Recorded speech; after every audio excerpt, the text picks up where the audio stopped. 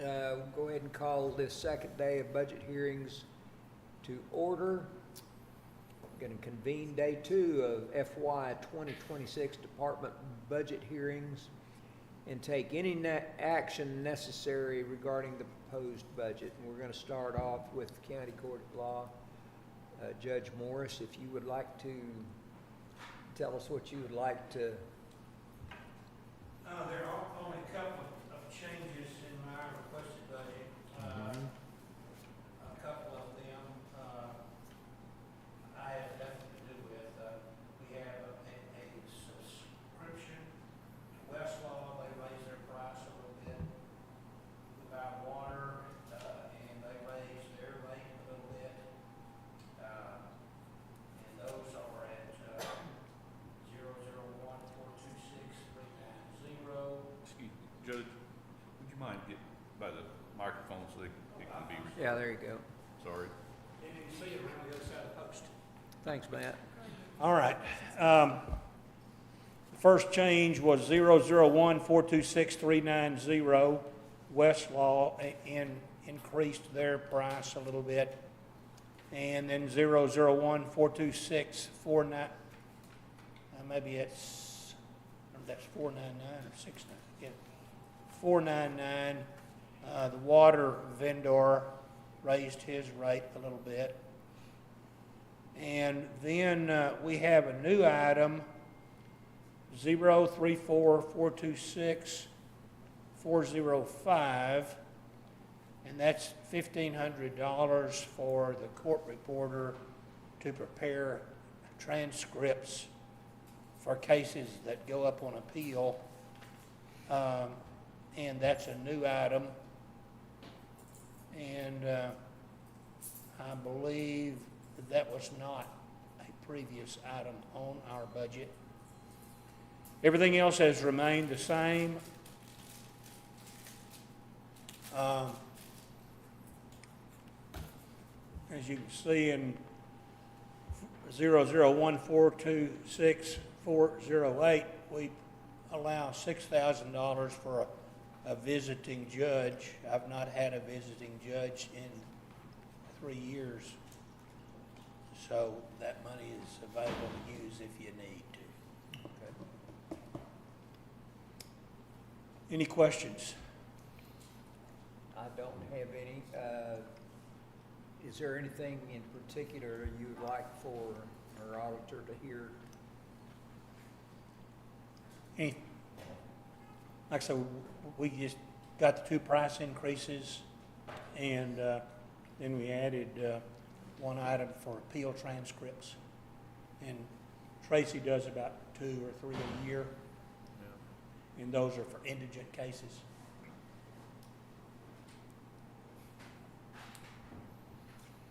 If not, that's my submission. Well, do you guys have any questions? Commissioners? Shelley, any questions? I don't have any. Thank you very much. I do appreciate it. Okay. Thank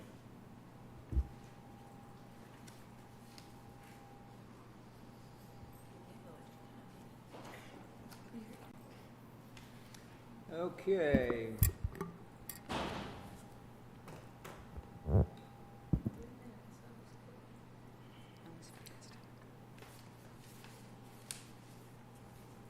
Ms. County Clerk, are you ready to go, or would you like to take a break before you go? No, I'm ready. I might need this extra time, maybe, unless I talk really fast. All right, I'm gonna go line by line just because I don't really know how else to do it. Okay. All right, so y'all have got my 403 County Clerk. That's my front office. I left my cell phone allowance because I do use my phone all the time. Office supplies. Did I stay the same? Yep, I stayed the same. And y'all will see, if y'all scroll down, you'll see what I actually itemized, what I have to spend for office supplies. And the biggest for my front office is my birth and death paper, which is about $3,000. Seems like it just keeps getting higher, but if you know that I do an average of about 50,000, almost a little more than that a year on birth certificate. That's just birth certificates, so that's how much I bring in. So spending that $3,000 for birth paper pays off. Okay? Record books, I put 350 because I have to buy, every year I have to buy birth and death books, and they're going up. I think they're at 308, so. And then election expense, that of course almost doubled because I'll have the primary, the runoff, and then to order supplies for the general election in 2026. So I know that's quite a bit.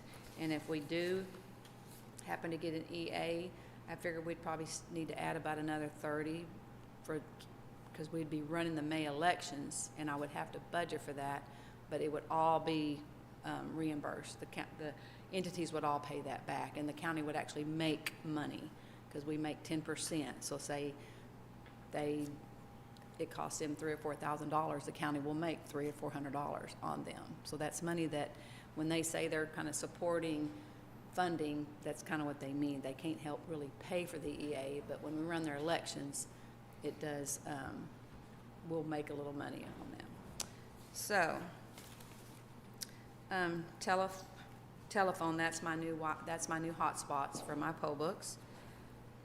Mileage, I reduced a little bit because I was using that for election, and Shelley said I should use my election money, so I reduced that. And I could probably, if y'all really want me to I can't do 25% reduce. Yeah, that's what I said, 200, reduced to, but I was thinking I might even be able to reduce it more than that if because mostly my driving, I usually don't use going to the bank, but I can leave it at 200. That's fine. Like this last year, our conference was close enough. I was able to just drive daily, and I was able to use that. All right, conference expense, I kept it at 5,000, and that's reducing it big. I'm not able to go to the summer conference. I usually can only go to one clerk conference and my election conference and our vital statistic conference with that, if you're okay with that. My association dues stayed at 200, and I left miscellaneous at 500. So any questions on my front office?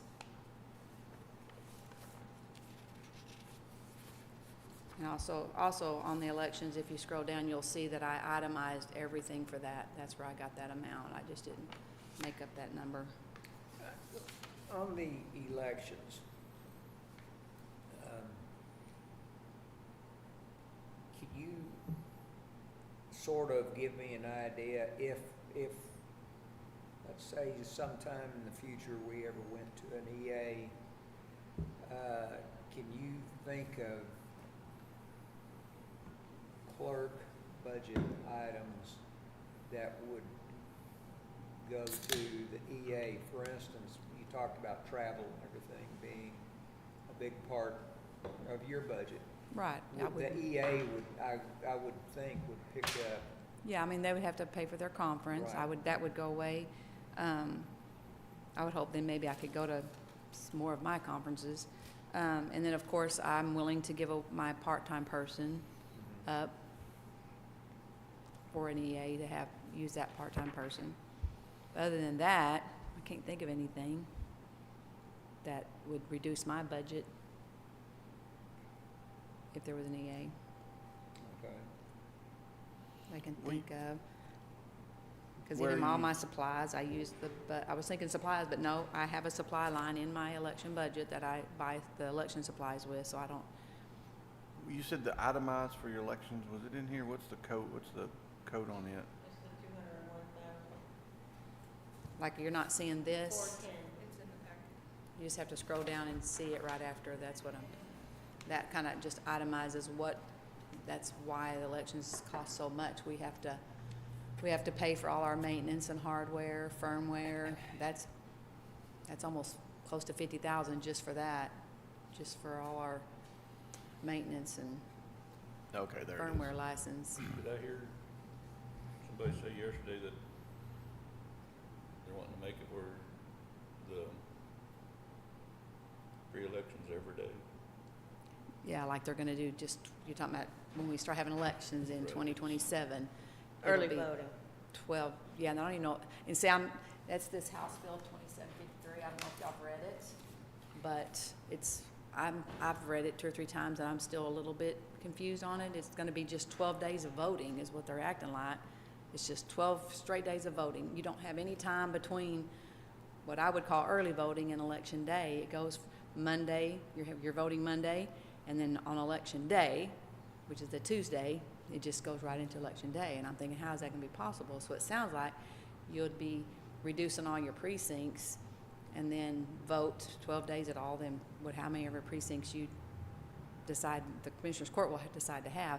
That's how I'm understanding it, but I am not positive. I've asked, nobody will answer me what that really means. So if y'all wanna read it, and see what y'all think it means. Yeah, it just says, and my eyes swelled up so I can't even hardly read, 12 days before election day, including Saturdays, Sundays, and holidays, and they are calling it early voting period, and mandates that the main early voting place and branch polling locations also serve as polling places on election day. So, what do y'all think that means? Countywide voting. Yeah, but I don't know. I think you have to, for us, we're not countywide, so I think they would have to go to the, but I don't know. I mean, They would have to go out to when the I, precincts yeah, for for 12 12 days. Yeah, and And most, did I see in there somewhere it's like from 7 to 7 or something like that? but there's all or- different hours. The first week it's 9, Okay. and then the second week it's 12, and on, even now on Sunday, before you only had to stay open, 6 hours, and now it's gonna be 12 hours or 9 hours. I have to go back and look. But yeah, so a lot more hours. And I gotta be there 24/7 when the voting is, so I don't know. So when I go to election school, I will learn a lot more about this, When is that gonna be? in August. August? Yeah, because, there's a lot more, that's just one part of it. I've got them all the problems.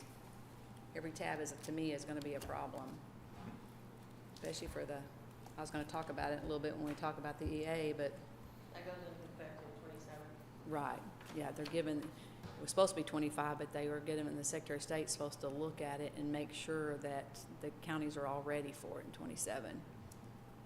So yeah, it's not gonna happen to 27, but I think we need to start figuring out how we're gonna do it, how that's gonna work. Because most of my polling places are at churches. I don't know how we're gonna have voting at churches on Saturday and Sunday. We're gonna have to find different locations, Different locations? so.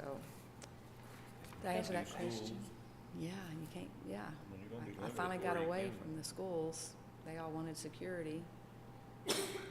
And also, like, okay, we have the spring elections usually, Callisburg, Gainesville, Munster, the Correct. whole, you know, all of those, then we have when there would be periods of time where the EA really wouldn't have much to do other than get ready for the next. So if it was, say, if it was just my part that I do running the elections, that'd be true. But the EA's also doing what Brandy does. She has a person that works on elections 24, all year round. They're registering people. I couldn't even tell you. Brandy will have to tell you what all they do, but it's a Okay. full-time job. Because that's when y'all were wanting to give me a couple years ago. Y'all thought, just give me an extra person just to do elections. Sure. Well, for me, that won't work, because for an off year, when I only, like this year's an off year, I only have one election, what would that clerk do for 6 months? right. 9 months, you know? I'm starting to work on the election now. I usually start early July. I'm already starting on the election for November. That's how long it takes to get everything ready. There's a lot to getting ready for an election. Right. I'm already Yeah, right I now. can see that, but it just seemed to me like there would be, and that was a good point. Yeah. Brandy's person is a year-round.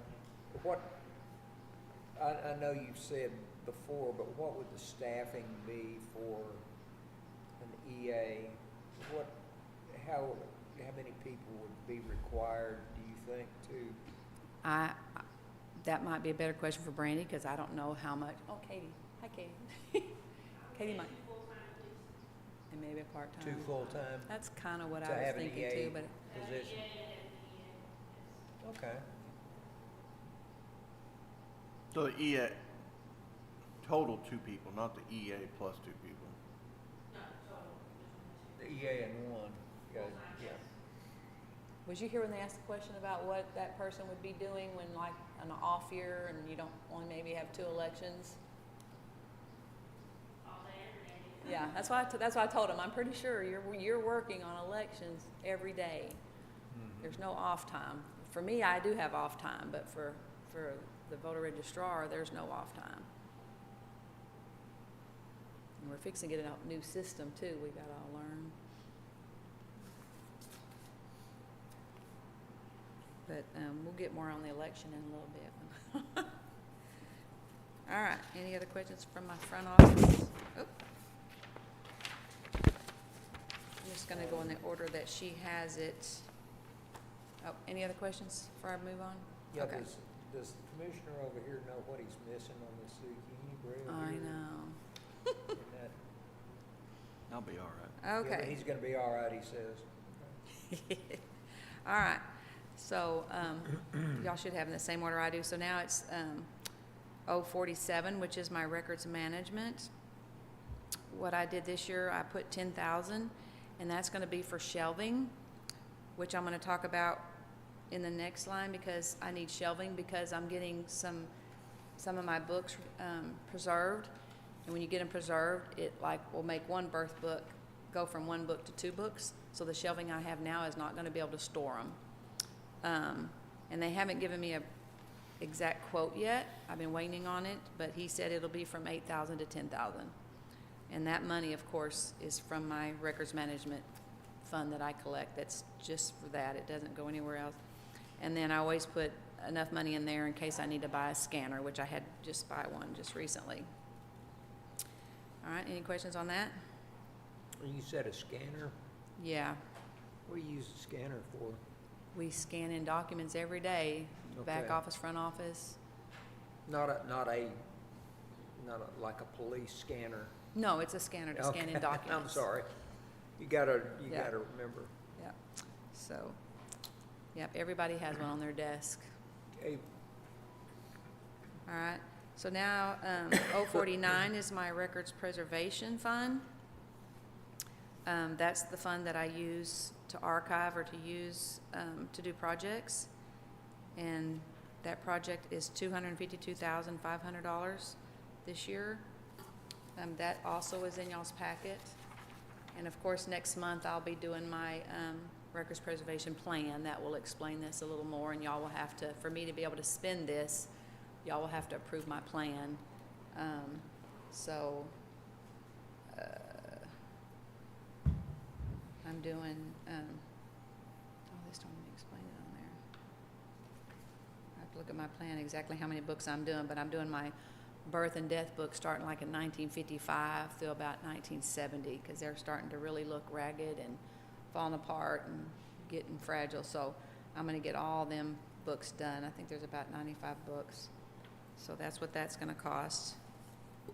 And then, of course, I put 20,000 in contingency in case something else comes up. Any questions on that?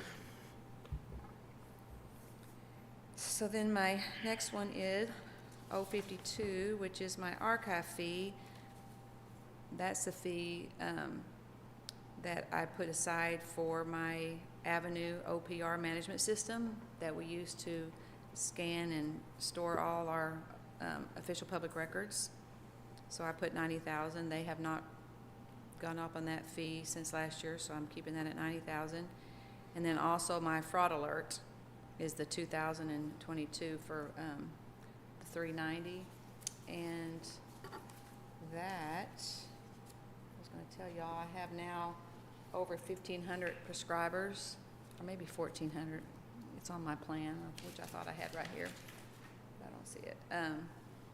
And I think that they've sent out over 15,000 alerts to people, so it's definitely working. People still call me on it all the time and want to know how to get signed up for it. All right. Next is my, which we call the County Court at Law Clerks, which is my back office, the 427. That's pretty basic.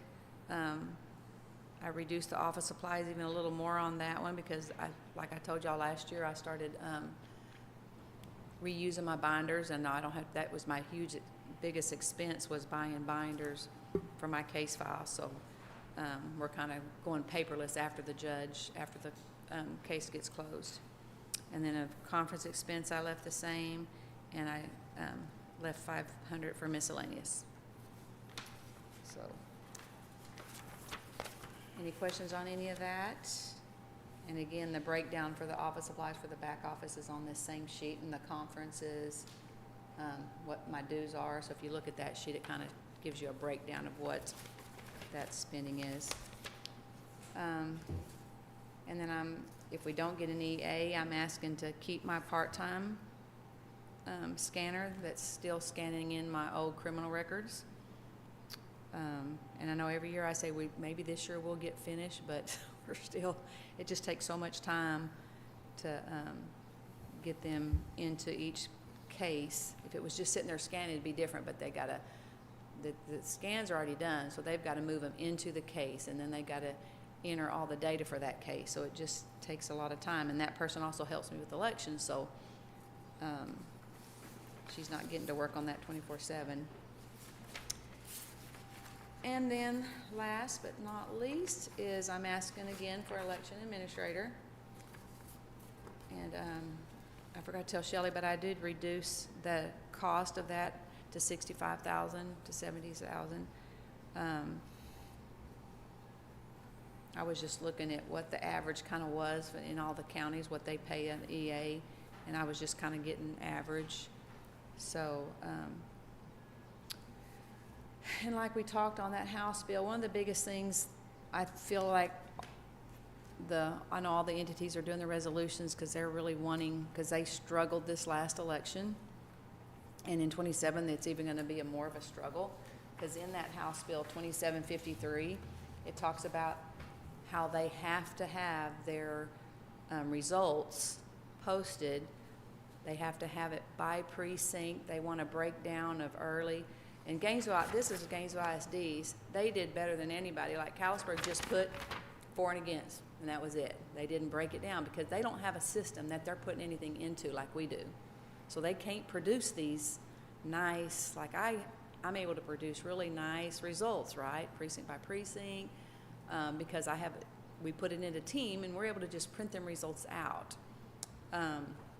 So they don't have a system like that, so they're not able to do that. So they are really going to struggle in 27, trying to just comply with that new House bill. And then, of course, all that, the way the voting is changing, I don't know how they would go from one day to the next. I have poll books, so when people are coming in to vote, it's updating in the poll books that they have voted. They don't do that. They have to have time for election day to check off who's all voted early. I don't know how they would do that, not having that day to prepare for that without having some kind of a system to use. So that's just a little bit about how the entities are going to struggle, and that's why they're so pushing for an EA. Let me ask you a question all right right. there. If, let's say we did, let's say we did suggest that we needed an EA, would these entities that we're talking about, like Callisburg and Gainesville and the ISD, would they contribute to Like I said the earlier, cost of an EA? I've tried to look that up and see if they could literally help fund an EA, and I don't think, and Katie, you looked too, right? You didn't find anything in the statute that they could literally help pay for an EA, because I don't know how you would do that. Some of them don't have elections for 10 years, you know, but they're going to fund it by when we're running them elections for them. Like I said earlier, they're going to pay for everything that we do for them. It would be an itemized, and then we get 10% of that. So when they talk about funding it, that's the only thing I know of. I've been meaning to call the Secretary of State and see if I'm missing anything, but. I don't see when legally be allowed to do that. Right. It would have to be funded by the county, and then when it comes to an election, it would be a contract with the county, and the county, they would pay the county to run that. Is that right? That's what Grayson County does. I'm sorry? That's what Grayson County does. Okay, They run the elections for the cities and schools, and they pay Grayson County. then they pay Grayson. And then we get that 10%. So we get a little bit of money, but. Let's So I also put this in y'all's packet that just kind of explains the benefits of creating a EA. So I'm not gonna read all that. I put it in there. I read it last year to y'all. But basically, the big part is just streamlining the process. Like yesterday, I keep getting emails from the Secretary of State. They're asking me to look at voters and fix things, and that's not me. You know, they don't know, because so many counties have EAs, they just send this work to the EA, and now they, you know, and if I miss that, then Katie and them don't, so I have to forward it to them, you know, and sometimes she's sending them work for me, and it's like, that's my job. Like, they don't know how that works, because every county is so different. Some counties they don't have an EA, but the voter registrar runs the whole election. Some counties, the clerk does the voter registrar and everything. So that's just, it would just streamline that whole process. And of course, just having an EA would let one person focus on elections all the time instead of me. I'm in the middle of running things in my office, and it's a struggle to try to do both. Usually I'm working 12 or 13 hours a day because I'm trying to do both jobs. Yeah. Same with Brandy. Is that why you're here today, to speak about to the EA or help out with the presentation for the EA, or? If there are any questions, yes. Okay, good. I'd like to let you have an opportunity to speak to us if you want to. Now, when Pam's through. Any help? Well, that's all right. It's no big deal or anything like that, but to help us understand it. I know you know a lot more about it than. I'll answer any questions. Okay, thank you. And Brandy's also coming tomorrow. Yeah, Oh, she'll okay, talk, okay. she'll be able to maybe talk more on it. She was supposed to be today, but she had to reschedule. Okay. Yeah, she's So yeah, if y'all just,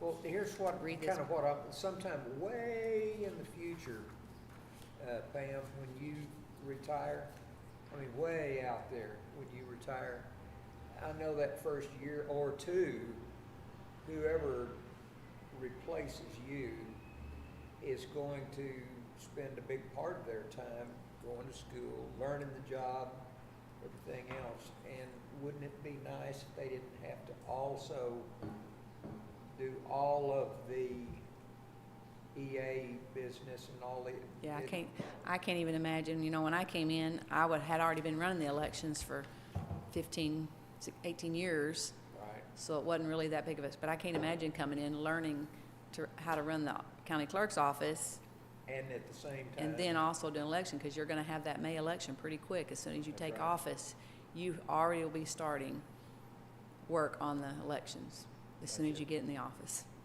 That's gonna be, I mean, there's a lot to do when a new clerk comes in, getting things changed, and But that's and way in it's the not future. and it's not in the way out future. It is the way out future. It's not. Does that sound right? It's not. All right. I think I went over everything. I don't know if y'all wanna, a little bit about the elections is just to let y'all know, our poll books did get recertified.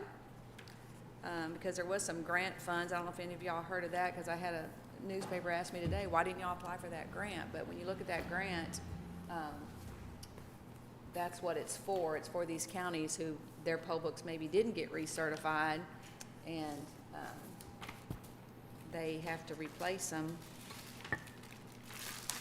And I don't have to do that, and I have plenty, so I don't need to buy new poll books.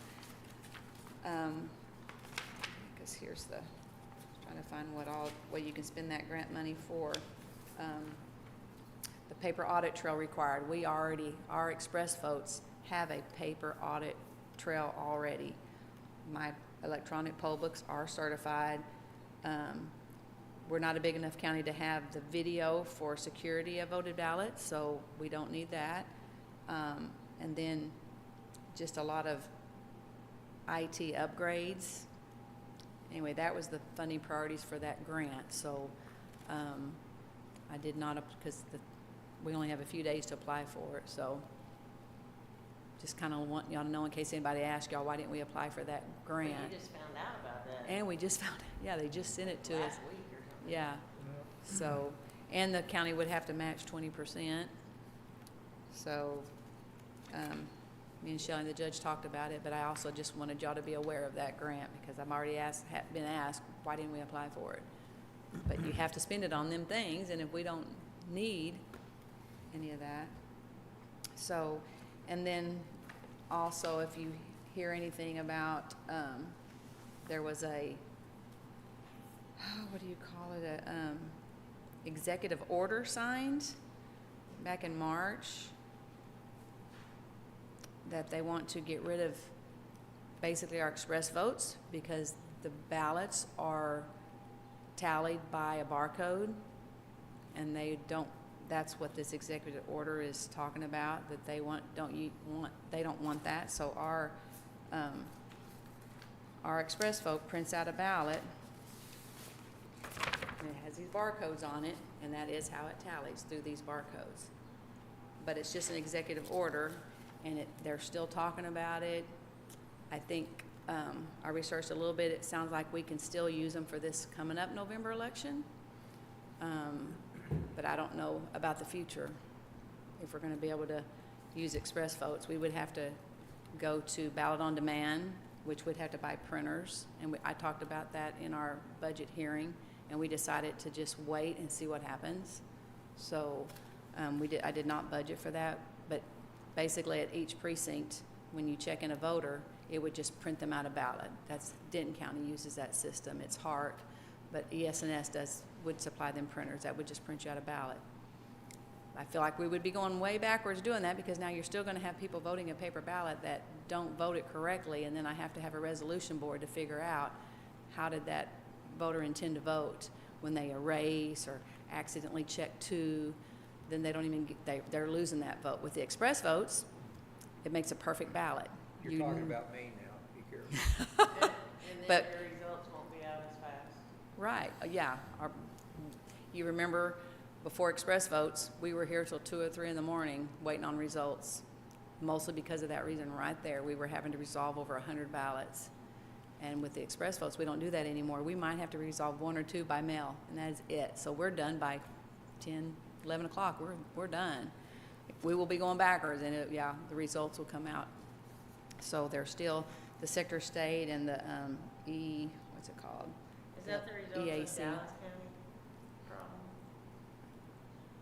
If they use Because they use express, that's why they got decertified because of Dallas County. Yeah, their poll books got decertified, which we use the same poll books as Dallas Right. County. Yep. And I think they do use the, I figure if they use their poll books, they probably use the express votes, but they may still have electronic.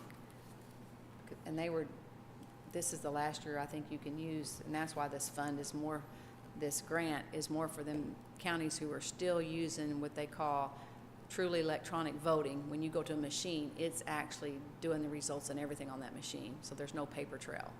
You have to have a paper trail now, starting this year, I think. So that's a lot of counties, and I think Dallas County was one of them that's gonna have to buy all new machines. So I just wanted y'all to know about that executive decision, or executive order. And they're still doing research, and the TA CEO, is still reaching out, trying to figure out what all this means. So just wanted y'all to know about that, but I'm carrying on with this election and gonna use them. So, but I just don't know about the next year. You know, it just seems like a whole big part of your job and all your problems and everything else are all centered Yeah. around elections. Yeah, I know what we could do. We could let the district clerk take that. Oh, I didn't see you sitting back there.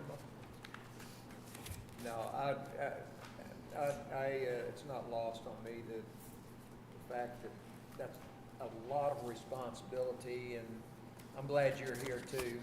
If you want to, is there anything you'd like to say about EA or? Not right now, probably more with Randy. Okay, Are there any questions? fair about enough. registration? Not that Not right now. Well, I do have one question. On a daily basis, do you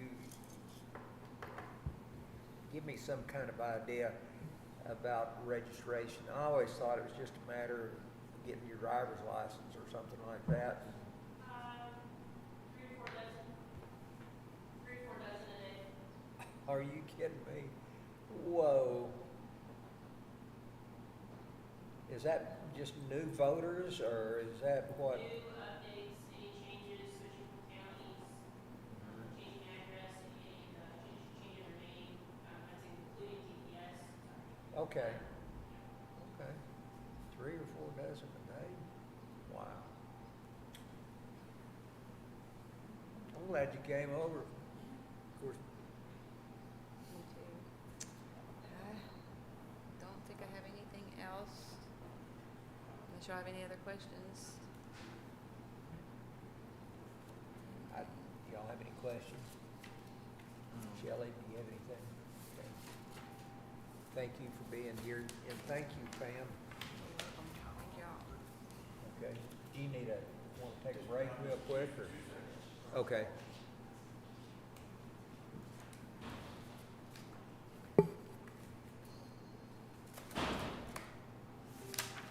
Because it's time for a commissioner's office. Do we have anybody from? Okay, we do have district clerk here, though. Marcy, would you like to go out of turn? Is that okay with you, Chelsea? Y'all do whatever you want. Do what? Because you do whatever you want. Oh. But don't get crazy. Don't let it go to my head. Don't let it go too Okay. far. All right. Marcy, would you like to get up and give your spiel? And thanks again for being here. See you tomorrow.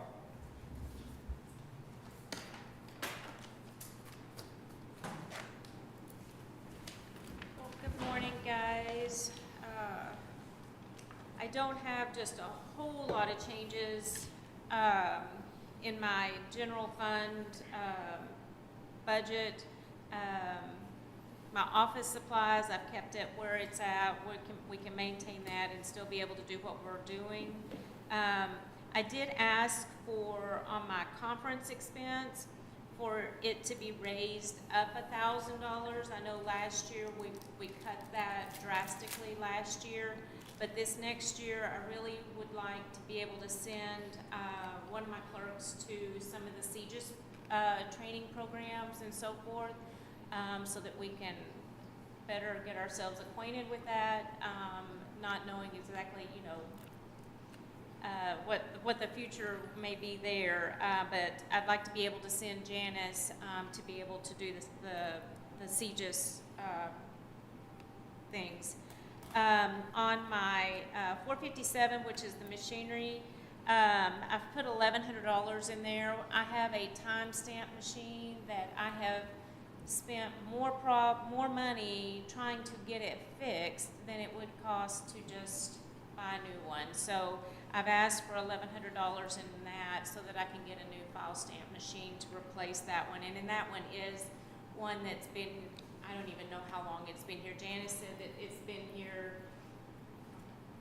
probably as long as she has, and it's probably met its time. So they've replaced the motors, they've replaced everything, and it just does not want to keep time, and it's messing up our file marks. My association dues have stayed the same. Miscellaneous, I've kept that there. It's $500. The books are, this is a legislative year, so I've asked for that to be raised up because we'll have books that come in, new updated books this year. I have in the packet, and we visited about this last year, and it is that I am asking again for my clerks to have a base salary adjustment. And I am asking for a base salary of $2,000, which would be $12,000 plus whatever the taxes or whatever would be on that. I do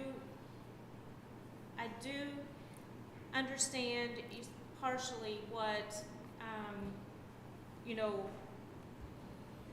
some of this, but last year Commissioner Hollowell made a statement, and it really kind of struck me, it struck my clerks, and it stung.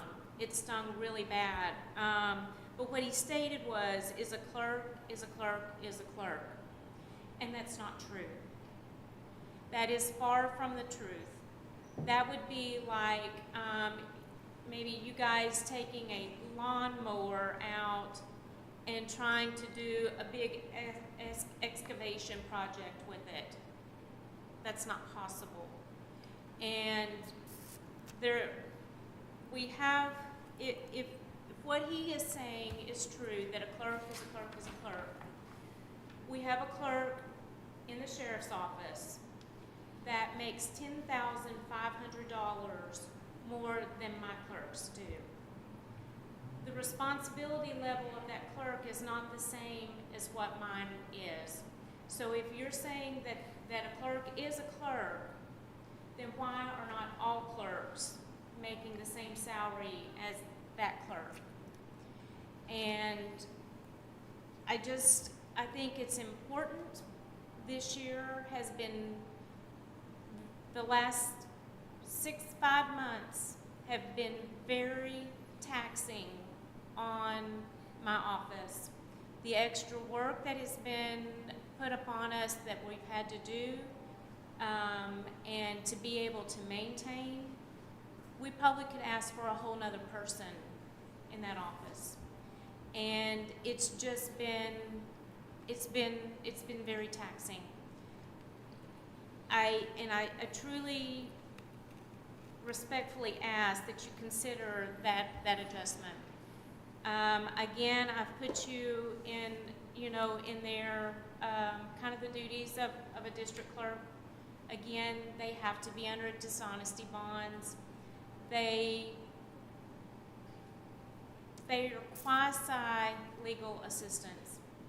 And if you don't know what that is, basically what that means is that it's not exactly like a paralegal, but it's very close to one. They have to know what a filing is when it comes in. They have to know that if that filing is in the right structured order and contains all essential elements for it to be filed, or they have to reject it. Meaning they have to understand statutes, they have to understand partial laws that go along with all of that. They are required to be under an oath, and they carry that oath because they do sign my name. They also sign warrants. They certify papers that go out of that office stating that all that information is true and correct. And that's a lot of responsibility. And I just want to say that not all clerks are the same. My clerks are not clerks. They are deputy clerks. They are deputized deputy clerks. And I just feel that they need to be adjusted to that title and have that increase on that. I'm not asking for that $10,500. I'm asking for $2,000, because if we don't start somewhere, we're going to continue to be where we are always. And they have a lot of responsibilities, and things just continue to keep growing. And I don't see anything letting up in the next few months with the way things are going. It's a $2,000 ask Across the board is what, yeah. How many? 6.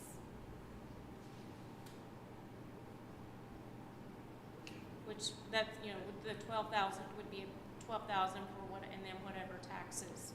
You mentioned earlier, alluded to extra work or extra responsibilities or things going on in the last 5 months or so. What extra are you talking about? Well, just the discord that's within between the court, and I just there's just That's enough. we're just having our office is you know, we're kind of the hub between the two, and we have to maintain all those filings, and anything that was filed for 1 to however many cases, or 400, whatever they're doing, we have to touch every one of those cases. They may not do it one time, there may be a motion and an order, well, when you do that, you have to touch that case. So you're talking 800 times in that, but sometimes we've touched those cases 4 times. So we've had, I mean, it's just a redundant of things that are happening, that it's just an extra lot on the girls. And then, And I just want to say, I do support what she's saying also for my deputy clerks too. I support and agree with everything she said, because my girls are the same way. They've got to learn statutes, and even in the front office, they got to know what type of documents they can file and what they can't file. So I just want to say I support everything she said. you know, it is different. Then, if you jump over to the 032, which is my preservation, we have one more payment left on that preservation project that we did. If you haven't seen it and you would love to see it, I would be honored to show you what all those documents have come back to look like. They're beautiful, and I truly mean that, and I thank y'all for allowing that to happen. Those records we may not have put them in those binders, those really hard encapsulated binders, but they were in a shape that they will last for quite some time. At the rate that they were going, another probably 5 years, and those records would have been where you couldn't have opened them at all because of the heat and the moisture, or the lack of moisture that gets to them deteriorates them. But they're beautiful. They are in core plastic boxes now. They're in acid-free binders, which does not take moisture out of paper. They're nice, pressed, flat, smooth. They're absolutely gorgeous, and they're all indexed. They are indexed on a little bitty thumb drive, which now I have put on all of the ladies' computers, so we can now take those files and do what Pam was talking about, bring it into the net data software. We never have to touch that paper again, so therefore that paper is protected. Those boxes shouldn't have to be opened, and we do have them over in the annex building where there is more of a climate control over there, so that those records are good. I am still asking to keep that my scanning clerk. That is one that we, Shelley, you probably can help describe how we do that. We fund it out of the general fund over into my preservation fund. But that little girl is a scanner. This last year, she has scanned, let me make sure I get the number right.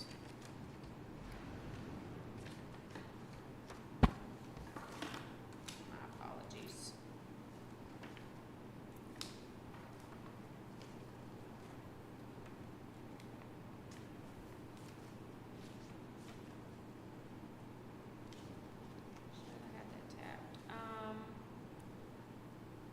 Last year, she scanned 8.5 years of criminal. That's huge. That's the first time we've had that much scanned in 1 year. That's all she does. We have to physically make her talk to us because she's just a quiet individual that all she wants to do is do her job. And when we talk about scanning, where unlike Pam's, ours are not in a digital format. Ours are still in paper format, which means they have to be scanned in and then indexed. And so she's doing and building the case all at the same time. And she's done 8.5 years last year alone. So she's doing a fabulous job. So I'm asking that if we can keep that position, it's definitely paying for itself. Get back over Do the two of y'all have court records from the past, or who has 1850. court records? We have court records from 1850. From 1848 to current times. So you have court records from, like, say, back in the sixties? Oh, yeah. Yeah. Oh, yeah? Yeah, we've even I got our might, 60s I might need almost to come see scanned. your, Some interesting cases. There's some interesting that's what I'm cases saying, I out might there. need to come. It's, I've got a box Yes. of them old ones that are from the 1800s in my office, because we're I'm eventually not gonna worried get to about them, them. I'm worried about the 1960s. Yeah. Oh, we might have to look. Then in my records management, I still have, some funds in it.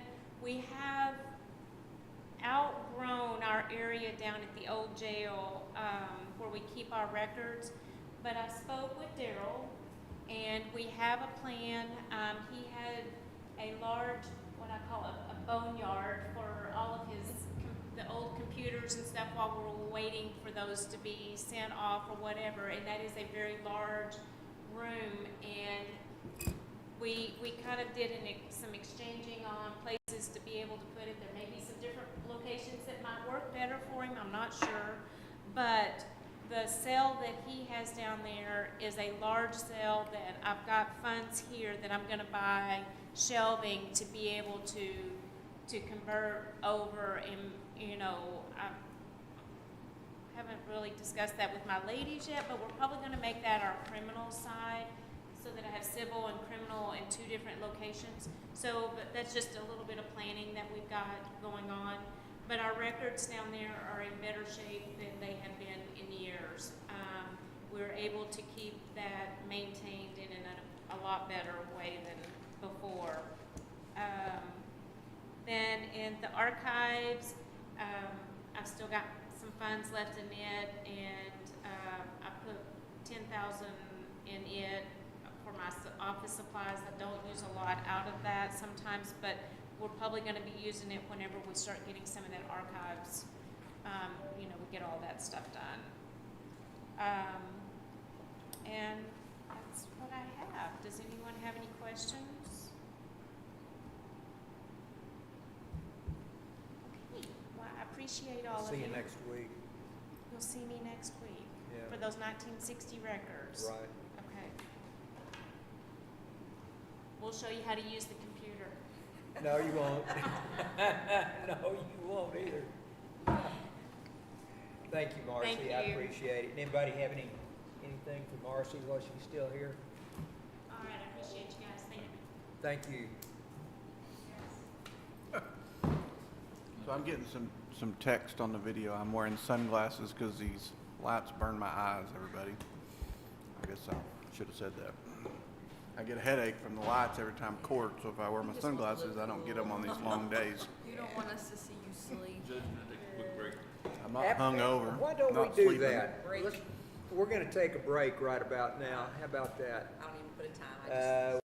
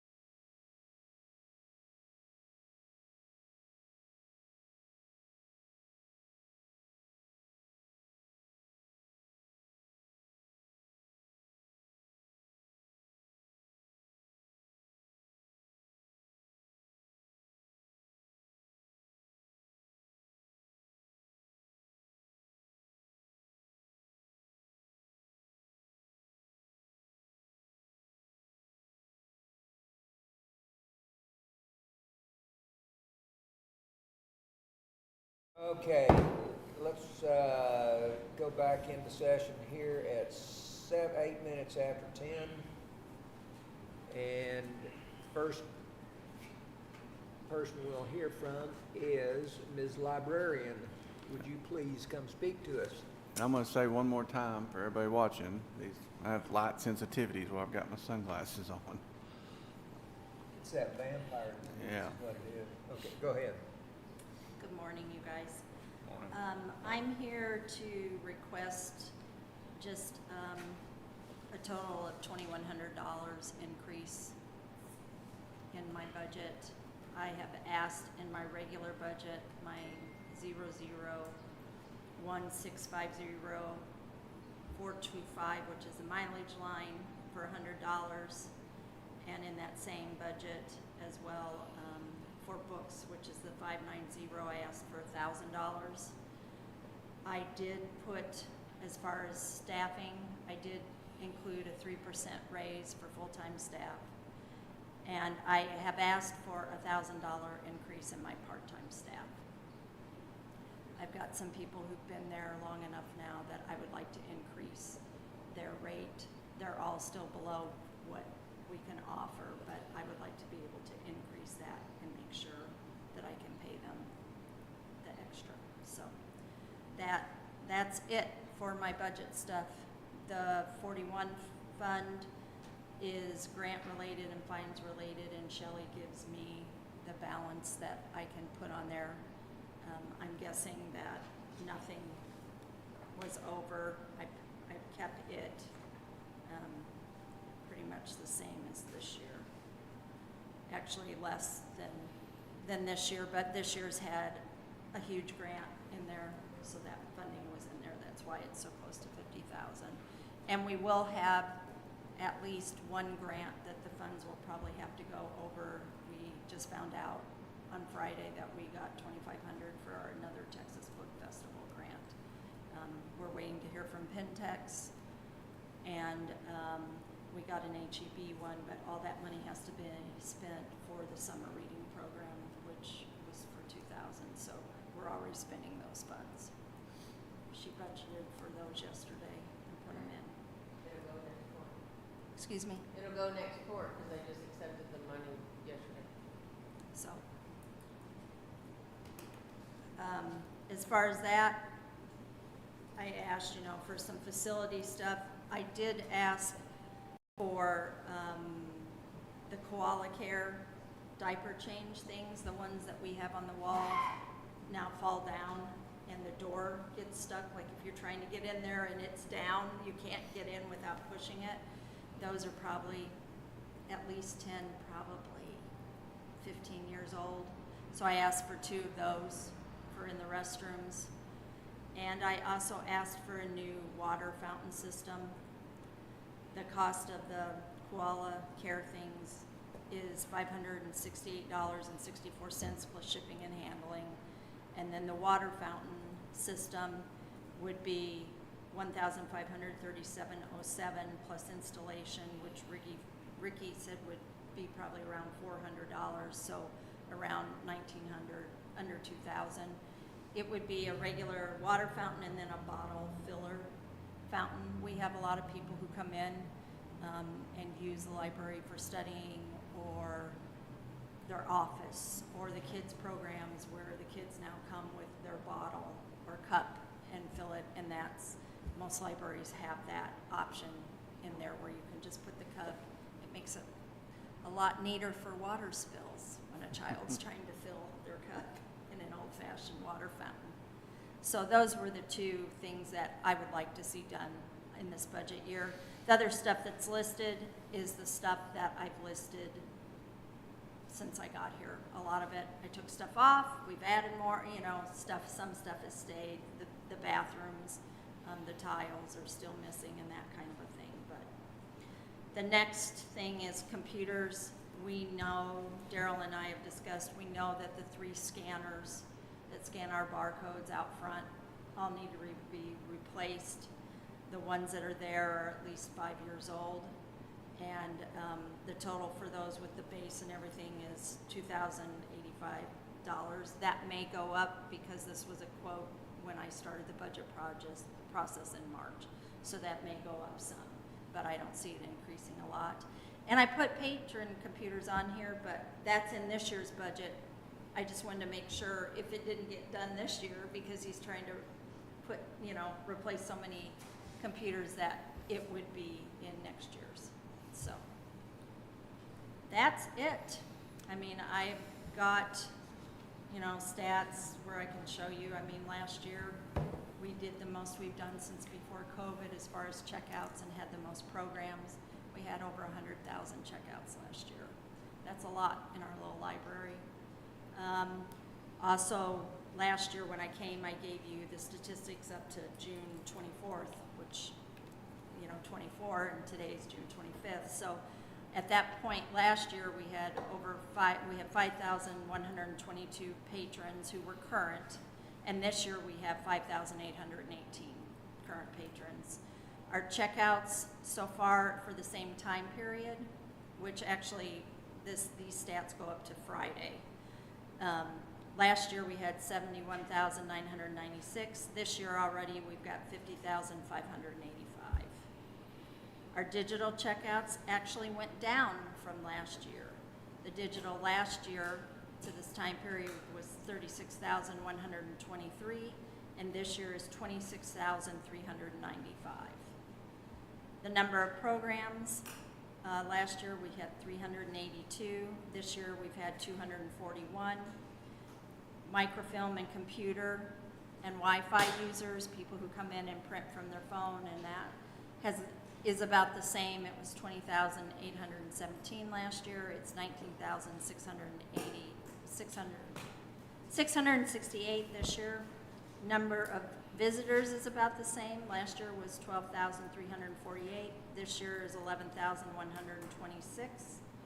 But our total of visitors, and this is for the fiscal year, for last year's fiscal year, the total visitors last year was 52,048. So far this year already, we have 39,276.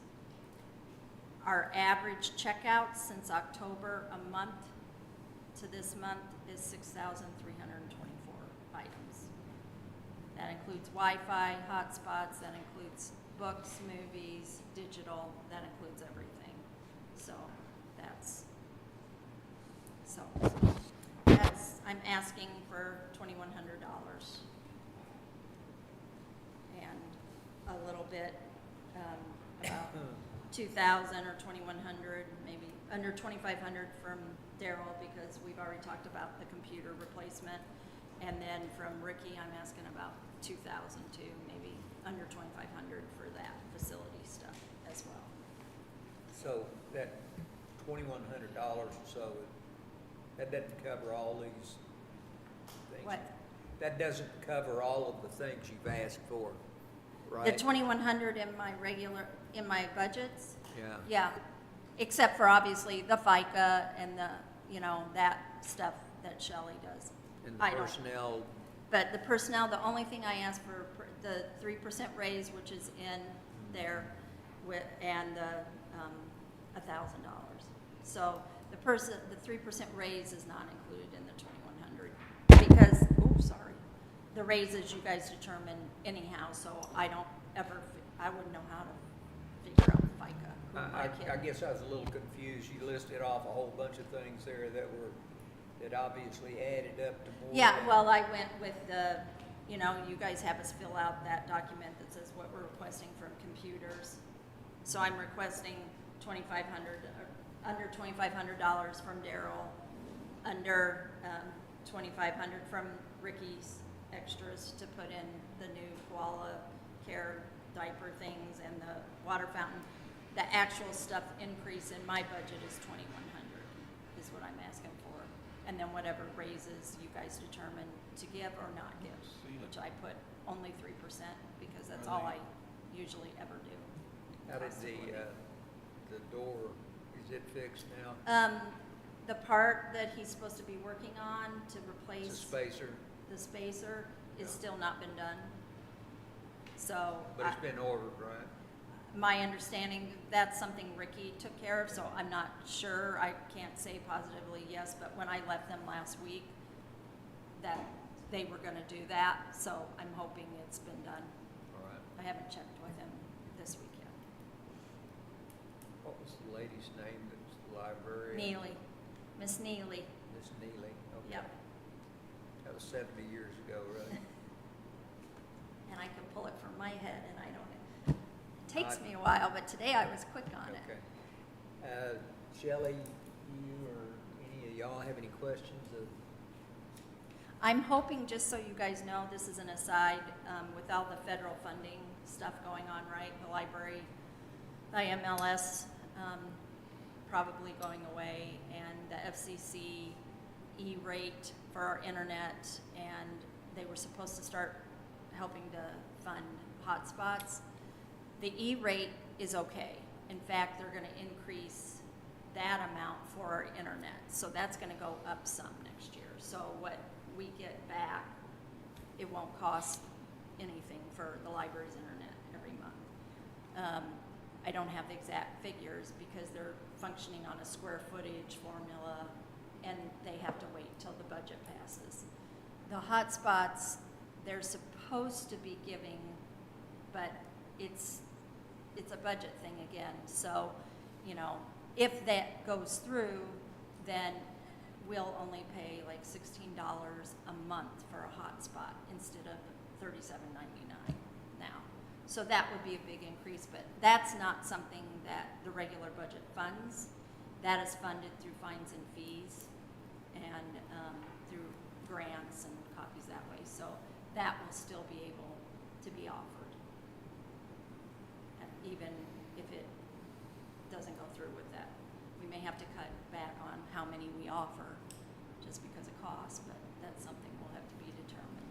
So do I need to change that e-connectivity grant to general fund if it's paying for the internet, and that's general fund pays for the internet? Say that again, I'm sorry. Do I need to change, because right now we're giving the e-connectivity grant to Fund 41. I need to change that to general fund, don't I? If it's paying for the internet.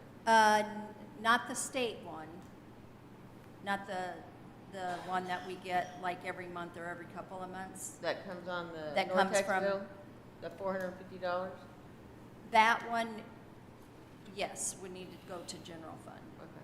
The one that is from the state library that will be done at the end of July, No, this one That comes one. on the North Tex. yeah, Okay, I need to change that to general fund. yeah, because you guys have been, I've been giving it to Fund 41. oh, well, no, it needs to change. Okay. The state is involved in it, but it's not. It needs to change as of August 1st for sure.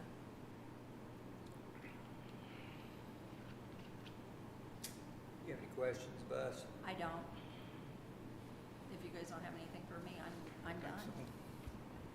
I believe that's all we have then. Okay, thank you very much, you guys. Thank you very much. And, is Amber back yet? She's not back yet, is she? Chuck was over there too a while ago.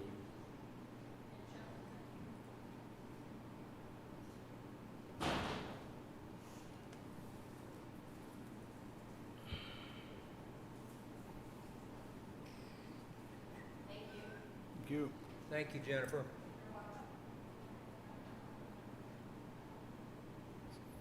Are we doing the commissioner's office? Do what? We skipped the commissioners, are we doing that? I'm just curious. No, We're not doing it? no, she didn't have any changes. Huh? She didn't have any changes. So it's just, Oh, Amber didn't have anything to, okay. I was wondering when she was coming back, so I didn't. Well, in that case, let's see, I think Chelsea went down to check on the treasurer.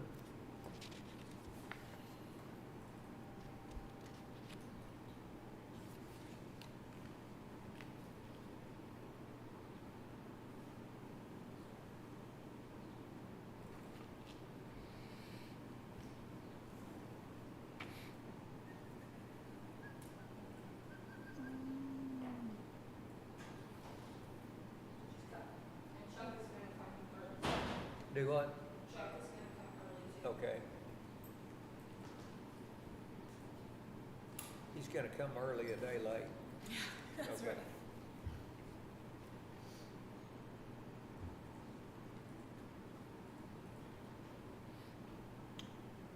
Yay, come in, Ms. Treasurer, and tell us what you want. Hello, you guys. Morning. All right. Can I just say, this is my first time, and we all know that. All right, so, where do I start?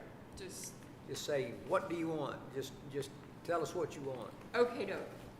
I have a quick question. Shelley, do you have a copy of this, of the latest and greatest? Comes from her. This, where we're at currently? This looks like it's the end of March. That's the first, that's the. Latest you have. So, I don't know if y'all are looking at a copy of the requested and the proposed and the this year or actual. So, what I'm asking for, basically I kept the same budget for every line item except I would like a full-time person. And I'll go into why I'm asking for that. But first I wanted to point out that the 2025 year-to-date number for my assistant is actually through March. Basically, there was no one in that position in December taking a salary. And so we had extra money there. We're like 47% done for the year, which is, we're actually farther than that throughout the year. So just know that next year, with a 20-hour-a-week assistant, which is what I currently have, that will be full-blown. Okay, I will spend all of that money if I don't get a full-time person. So, full-time person. Basically, the first and very most important is that this is a public office and it should be open from 8 to 5 and not closed. In order to do that, I would need a full-time person there along with me to ensure that when we have bathroom breaks, we go to lunch, we go to the bank, whatever, vacations, time off, sick, we have a person in the office at all times. I think it's very important. I deal with the public, and I also, obviously, all departments rely on me to be there so they can bring their deposits in. Part-time associate right now, she is busy from 9 to 1 every day. She never stops. She eats at her desk, never stops. There is more we can be handling in our office that we are currently not doing. Number one, in addition to what we're currently doing, I wanted to point out credit card transactions. So we need to be reconciling credit card transactions. On average, we receive 1,500 credit card transactions a month. So that's probably 18,000 annually, okay? I just did the simple math. Every one of those, so I receipt it in that data, and then I receive money in the bank for each department's transactions. Only one processor ever is exactly on the money from what I received the day before. So for example, if I received $1,000 from the clerk's office, I might get 825 the next day in the bank. And I track that every day. So I know exactly what I received that day and what I got in the bank. And it never matches except for that one ERX. It's the clerk's. So my point is, there is a lot that needs to be reconciled on those credit card transactions to ensure we're getting what we're due, that we have received. It's very time consuming. We have 5 different processors, I believe, That requires, you have to go out to each website, pull their report.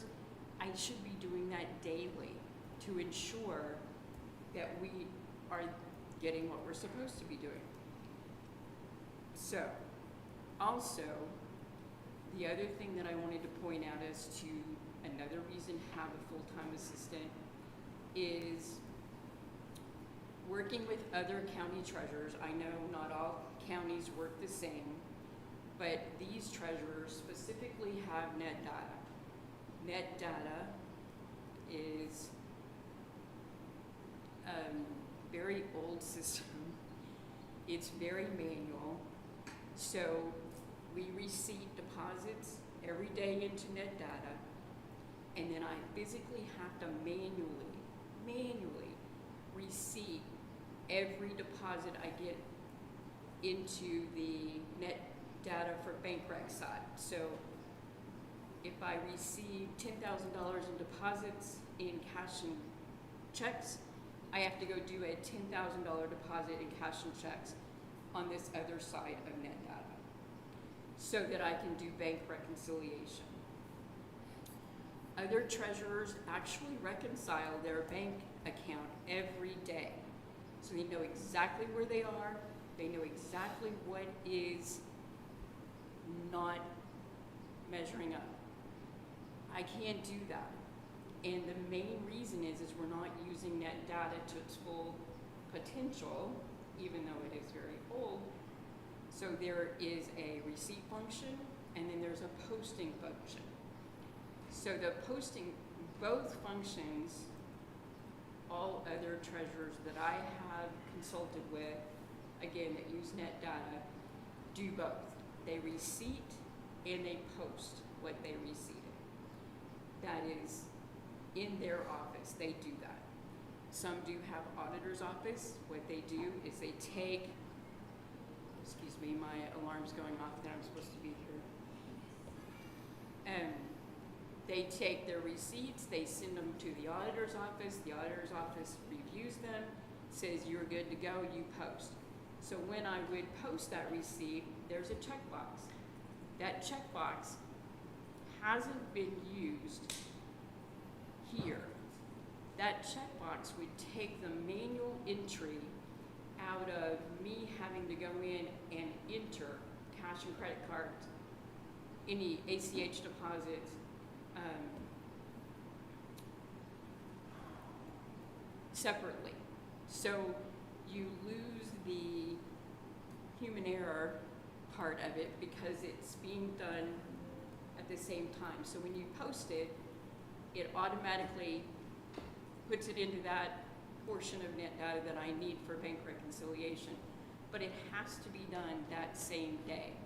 You can't do it tomorrow or 2 weeks from now, whenever things have been checked. So anyway, my point is there's a lot of manual that has to be done in this office.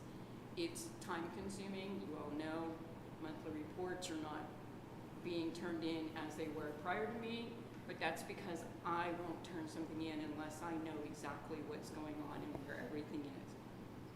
6 months into this now, I have built spreadsheets, mini spreadsheets to track what I need to track so I can get to that monthly report and bank reconciliation much faster. I'm talking a lot and I apologize, but I can't emphasize enough. This office needs a full-time person. I know it's an expense. I know that the treasurer's office does not physically have any revenue coming in, but I am responsible for all money coming into the county and all money going out. So we do everything we possibly can to ensure what we bring in and what goes out is good. Any questions? I don't have any, y'all.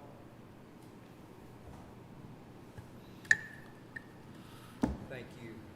Appreciate it. Thank you. Appreciate it. Thank you. Thank you.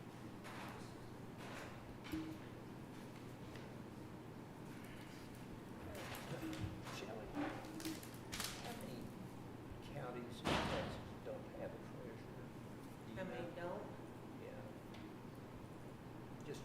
roughly? Less than 20? Okay. Yep. Would that all fall on No, that'd go to the county clerk's office. the who? County clerk's office? County clerk's It would office? become a department in the county All clerk's of those functions would go to, okay. Yeah, we didn't have one in Collin County. Okay. All right then. I didn't know if you wanted to let Chuck go real quick. He promised he'd be done in about 30 seconds. Exactly. About 30 seconds? How about 15? That'll work. Gentlemen, ladies, Precinct 1, Precinct 2 pretty much works together. We are big buddies, and whatever Mr. Mark brought before you, I'm gonna ditto. Tell him I'm backing him 100%. Ditto. No ditto? That's not what he said. He Oh, well, said, don't Don't believe listen what to he him. said, is what. This is my time, not his, so. Yeah, okay. The only thing that you'll notice the change in my budget is the fact that we've been mandated by the state to start wearing vests. I sent in my statement to the state that unless they were going to be paying for it, I didn't want one. But they said, oh yes, you did. So I'm in here for the vest and one extra lethal weapon. At this time, I have no idea what that is. Maybe it could be our head clerk over there in my office, but she probably would like to ride along with me every once in a while. Or maybe yours would like to ride with me. She can No, we do a don't better want- job we than don't any want weapon. We don't want a lethal weapon over there. Oh, okay. All right. Well, that kind of sums my request right there. If you have any questions, I'll be more than glad to answer. Hearing none. No? Appreciate it. Thank you very much. You bet. Appreciate it.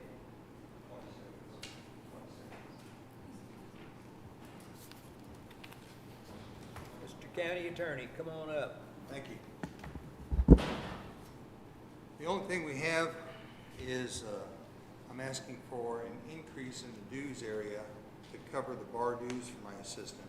Everything else is the same as it was last year. Are there any questions? You list a bond and that was for when I'm sorry? you've listed an amount for a bond and that was for when you were sworn in this year, so you don't need, the bond. The 178 is what you're talking about? Yeah, That was what we had. yeah, that's your elected official's bond. Right. It covers 4 years, so you don't need one. No, because it's a 4-year. Right. We do it on the third, don't we do it on the third year, I thought? No, Okay. so, I made that 0. Okay. So then the only other thing is that business about the bar dues. Was there anything else?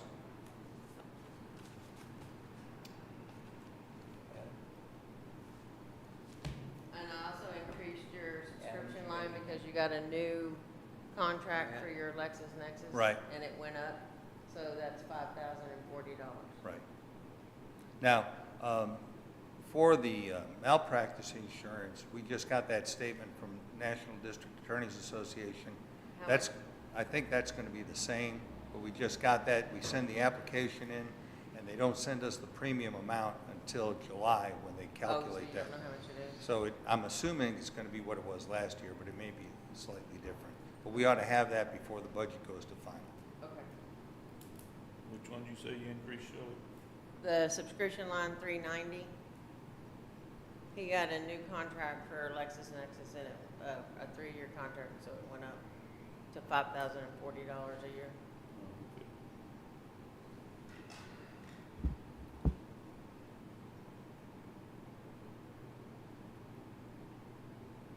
And then make, bonds for 80.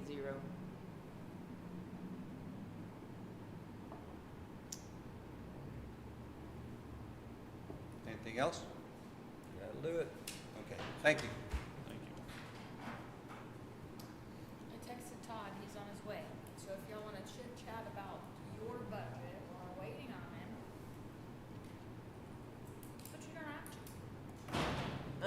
like to add that my office reconciles the credit cards, Oh, and, yeah. we post receipts because I would need 3 more people to audit receipts to make sure they were coded correctly. Right. I consider that an accounting function. Statutorily, that job receipts, which they are, and disperses. Okay. Thank you.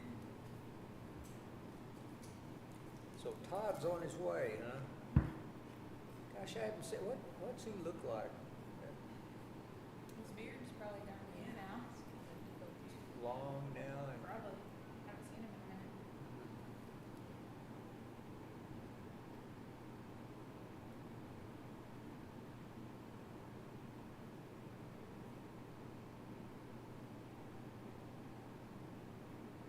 I think there must be some talk about abolishing that office because that association has reached out to my association to see if we can work together.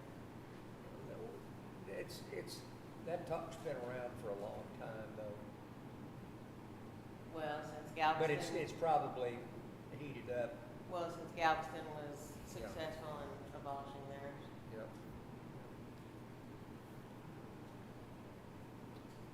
I'd like to talk to you about that sometime before too long.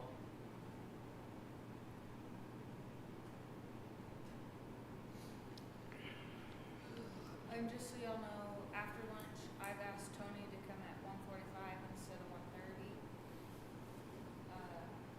Because it would have been till 2 o'clock to the next one. So I just pushed it back a little. Man, I'll tell you what, For you y'all's are sake, just so on it'll be top at of it, aren't you? 1:45. You are Instead of all 1:30. over it. I figured y'all, I mean, y'all are going super fast, so. I knew we kept you around for some reason. I think the hot applicants might take the longest, so. You gonna have a few of them come in a little bit early maybe? No, as many emails as I've sent out to them about coming at 2:30. If I send anything else out, they're gonna be like, so what time do I have to be there? So you told Tony to come later than earlier? Yeah, because it would have been 1:30 to 2, a whole 30 minutes for nobody. Gives you a longer lunch break. Yeah. Because Kathy will come at 2, so it would have been 30 minutes for Tony to probably give a 10-minute little thing. That human resources is probably gonna take forever though. It is true. You know how, things you know how Yeah. she is. I know, She talks a lot. just a, She's very demanding. I know, that tell you what.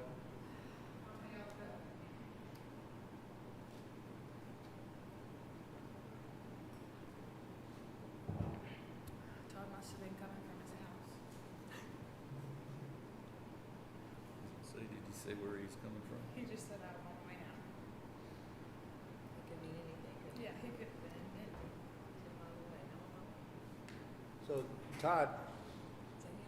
So Todd said he was on his way, huh? He'll be here just any second. Is he on his way from what? That's what I said, I don't know where he's Wichita coming Falls from. or?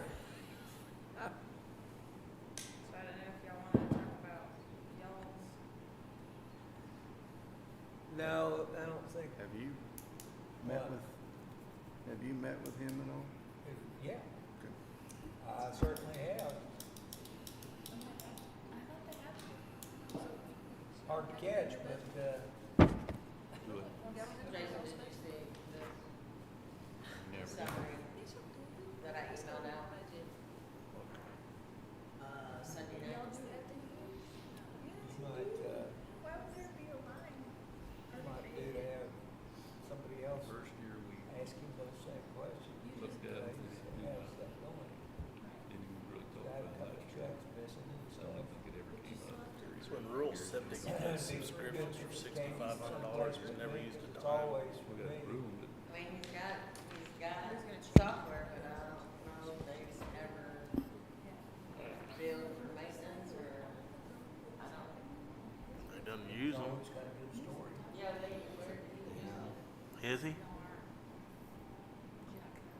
Is it, what is that you showed me? That's the summary of what everybody's asking. Okay, the summary, yeah. So individually, there's personnel line and line item changes and capital, and then the front one is summary of all three of them. I'm still a little bit confused though, when the librarian said she wanted $2,100, but then, That's just in her department. okay. And then all those other things, other departments. All those other things that added up to many thousands of dollars. I tell you what, that water fountain thing that she's got, I wish we had them here in the court, or she put on hers. Yeah. I wish we had them in the courthouse, but I I don't agree. know if we can with all the historical junk.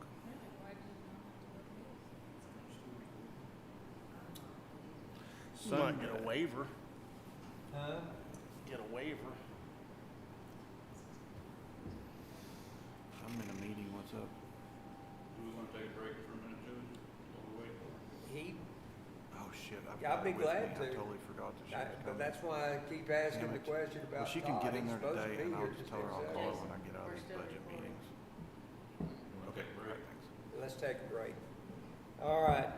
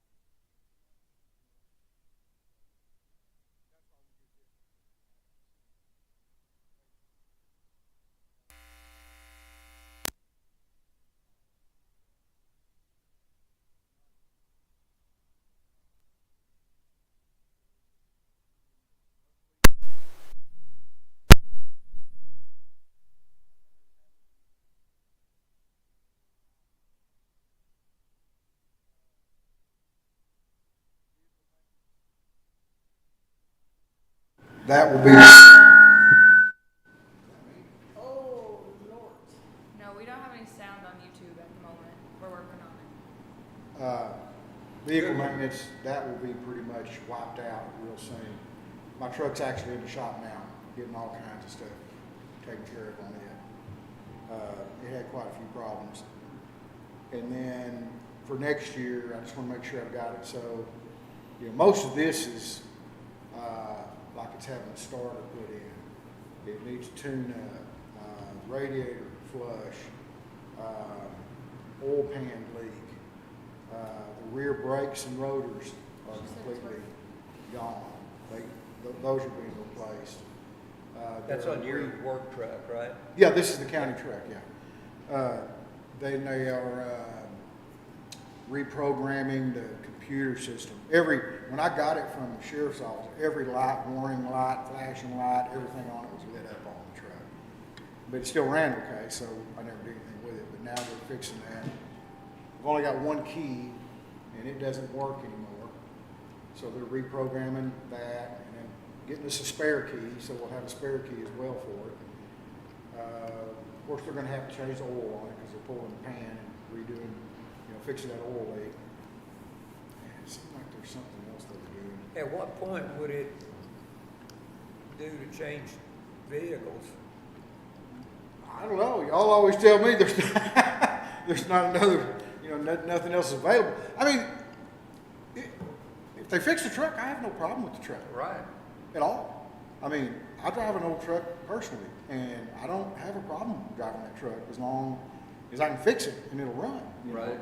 I mean, the cost to fix that truck is way cheaper than a new truck. A whole lot cheaper than a new truck, as we all know. So this ought to be a pretty good start, but my only concern is if, next year, if the transmission starts slipping.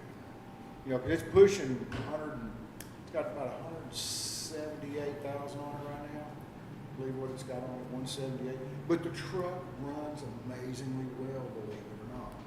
To have When that it runs. It really does. No, it really does. Yeah. The only thing I was really having trouble with it was trying to start that dang thing. And I knew it was a starter. The solenoid, I think it's built into the starters on those trucks now. You can't just replace the Why solenoid. didn't you get it fixed sooner? Huh? Why didn't you get it fixed sooner? I tried about a month ago to get it fixed when it really started happening. And so I had somebody say, hey, take it over to Kenny Wilson's, and they're real good. Get them look at it. So I took it over there, and it rocked along about 2 weeks, and they never could get me in. And then I talked to Rick, and I said, what would you do? And he goes, I just take it to the Ford house. Take it to the Ford house. They'll get you in. As soon as they get you in, they'll get you fixed. So took it to the Ford house, and they couldn't get me in until literally yesterday morning. And so I took it in yesterday morning. So it's been about a month-long process, trying to figure out where to take it, and they've been Johnny on the spot. I mean, they got on it, got everything diagnosed on it, what this, what's that, and called me up, gave me all the figures, got the PO done. And so they're working away on it even as we speak. So hopefully it won't take them too long. The only thing they had to order was the starter. He said, believe it or not, we don't have one in stock here. So, but I had to let her know. He said, if you let me know by 4 to get started, which I did, I'll have one today, which they'll have it. They've got it today to start on that too. So, Well, we can check with the sheriff and see if he's got anything coming up that Oh. will do, is what I'm saying. I wasn't talking about a new one or anything like that. Right, What I'm right, talking right. about is if the sheriff has one that, lower miles or whatever, that kind of thing. that's right, because if you're at 170,000, then it's already having these kind of problems and everything else, chances are it's gonna continue to be a problem from now on, so. Well, I hope that based on what I've done, what I'm getting done to it, like I said, really the only other thing that, to me, based on how that truck runs, would maybe be a transmission. But like right now, it doesn't show any sign whatsoever of any kind of a transmission slippage. And I've heard those trucks, those particular ones are pretty good trucks. It's got the little 5.0 Coyote motor in it. They're good. I mean, It's a pretty good truck. My truck's got 150,000 miles on it. Yeah, I mean, yeah, I mean, I don't have a problem with the truck, as You're long as not I can putting get a it load fixed. behind it or anything, it should go for a good while. All this stuff. What's that now? So if you don't, not putting a load behind it or anything, it should go. Yeah, see, I'm not pulling any trailers or nothing, nothing like that. It's just me sitting there, you know, It's better than and driving up down these roads, that's it. all need maintenance. You know, so air conditioner blows, ice cold, you know, everything. It ought to be even better now. It doesn't, When they get done with it. with your year-to-date fuel, it doesn't seem like you've driven it much. What's that now? With your year-to-date fuel, it doesn't seem like you've driven it much. The fuel, $1,000 spent on fuel. That's in March. Oh, okay, it's old, okay. well, That you makes a know, little more we, sense. what was that year, a few years ago? When gas just went crazy and we didn't even budget anywhere. Everybody didn't budget enough money for fuel, you know, and I didn't even, you know, I think even some of the precinct guys didn't even, we had to figure out what to do about fuel. And so we budgeted that just to make sure we got enough, you know, got enough money in there for fuel. Of course, I still got several months left to go here. But I did burn less fuel than I did 2023. I mean, I don't know. You guys tell me what you think on that. I mean, I just want to be safe, rather safe than sorry, and run out of the money on that. Well, it wouldn't hurt to check and see if there is a truck ready to be driven, ready to go. But commissioners have a pretty good idea here that, you know, if the truck is basically good, that might work too. Just looking at how much it's gonna cost to fix yours up and keep it running. Yeah, as of now, I mean, of course, we all know vehicles are vehicles, but I have all the confidence in the world in the truck right now. Yeah. You know, if they fix it right or don't do something, you know, to the contrary, which I don't know why they would. It's pretty straightforward things that they're doing to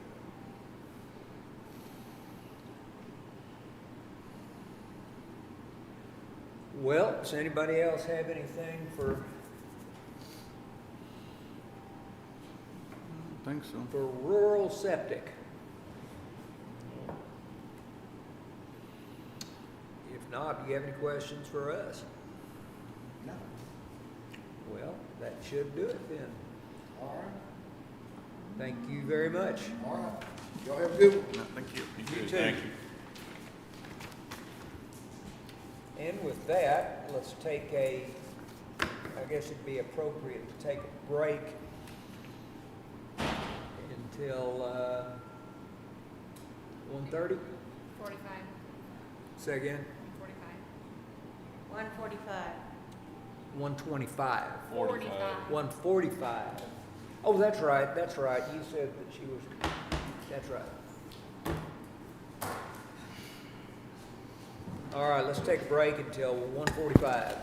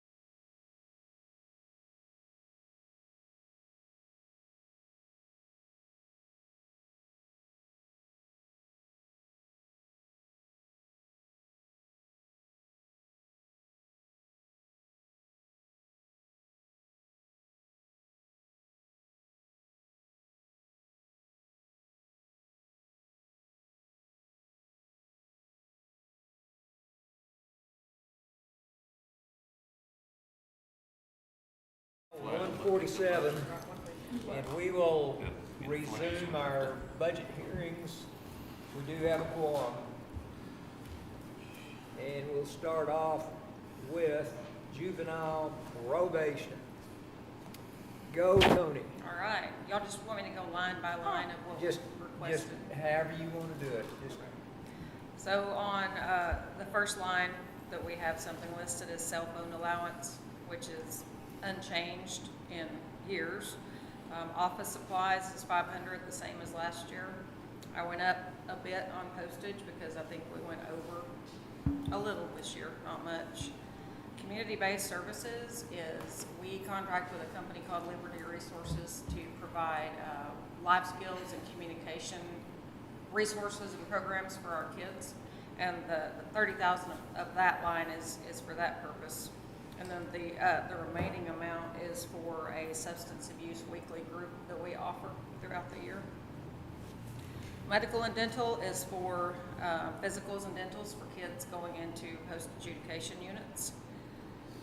Our audit went up $1,000 from last year because it went up $1,000, so that's what we budgeted for in the upcoming year. 1,100 on telephone is unchanged. The 500 for mileage is unchanged. Conference and training is the same. We have 3 juvenile probation officers who have to each recertify every 2 years, so we do travel for those certification hours. Copy machine rental is unchanged. Bonds, the same. Purchased residential services is for post-adjudication placement for kids who are in the juvenile probation system. Those are kids that we've already offered community service programs to try to get them to be able to stay at home in the community. But for whatever reason, they have not been successful with that, so we go on to the post-adjudication facilities. Those may be secure or non-secure. Detention systems is unchanged. We own 20% of the Cooke, Fan, and Grayson County Pre-Adjudication Center that's located in Denison, and the $160,000 covers our portion of that every year. And then 500 under miscellaneous, that generally goes towards urine analysis drug tests every year. The $200 for the dental and all that doesn't seem like very much money. It depends from year to year. A physical is, I believe they're charging us $70 or $80. So you just don't use it much either. Well, we usually, here's the average, about 2 to 4 kids a year that we place. So sometimes it's enough, sometimes I end up having to move a little money into that line. Okay, I was just curious, it just didn't seem very significant.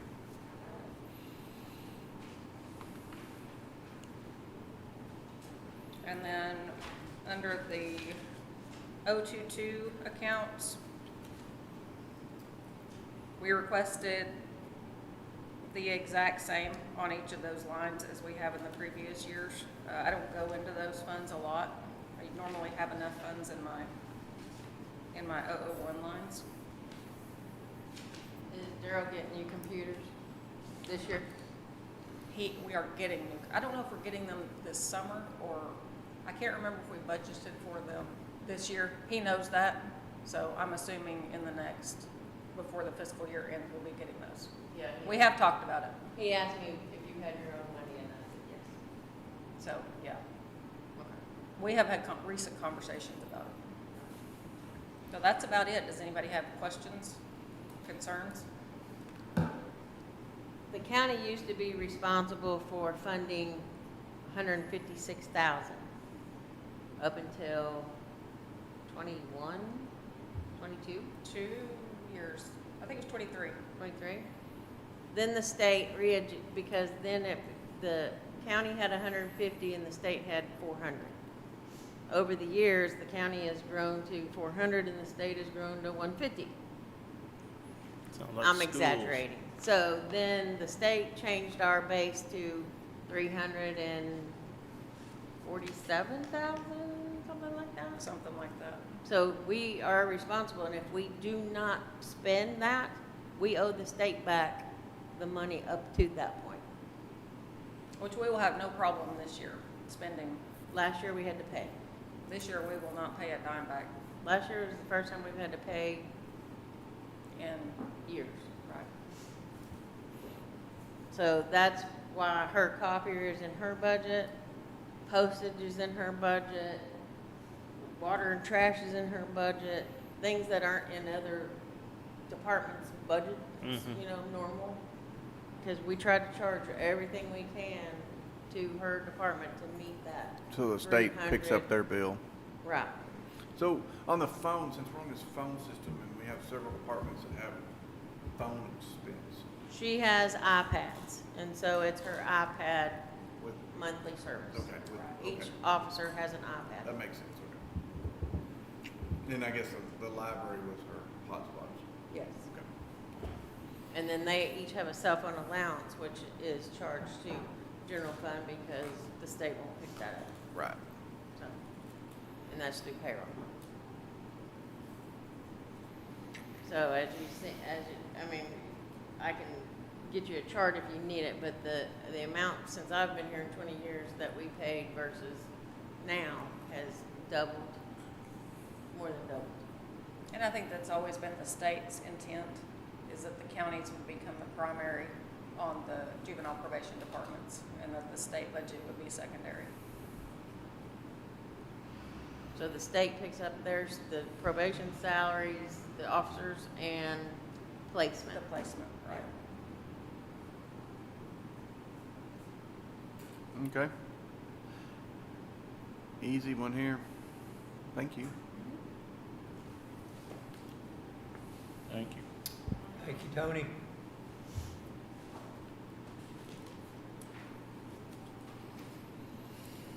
Kathy, are you ready? Go for it.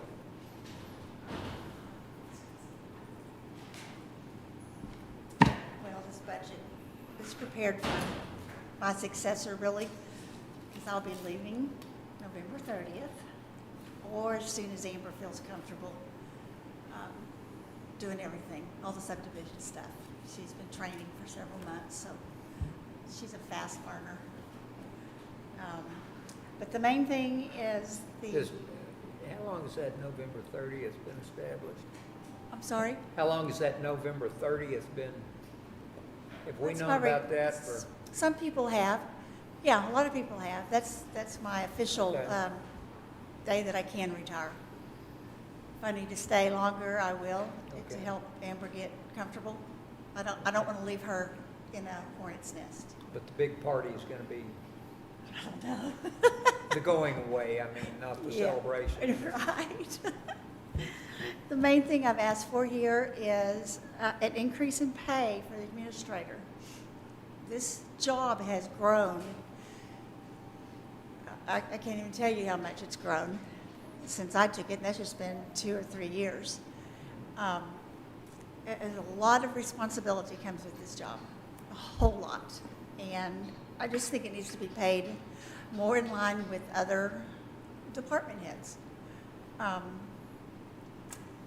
It just should. And also, Amber's going to do both jobs. She thinks she can. Almost got rid of all of the septic responsibilities. Todd is slowly taking over all of them. So I've got one more thing to teach him, and he'll be done. So we won't be doing any more septic stuff. So that's going to save $90,000 out of the budget, not to have a secretary for the commissioners separate. So I really think that, some of that should go to this position. Everything else I think is the same. The ideas, there's no, I lost it. yeah. I may have asked for a raise for the extra help, but we won't have that extra help next time either. Because that's part of her salary that comes out of my budget. Amber's salary now. Does it? Where'd it go?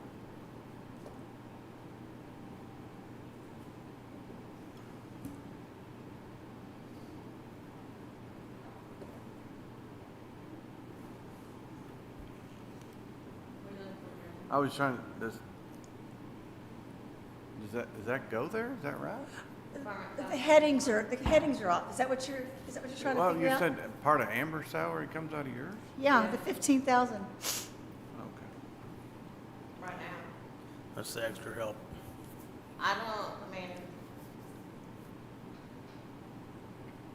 know how she can get paid 2 full salaries. No, no, she won't. There'll have to be an adjustment on it.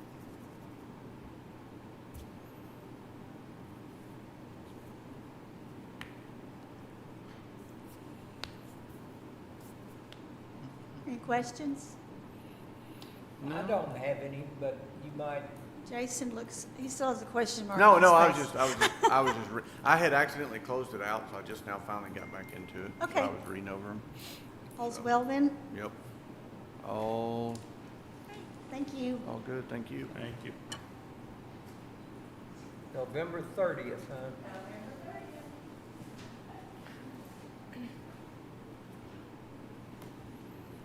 right, where's Elizabeth at?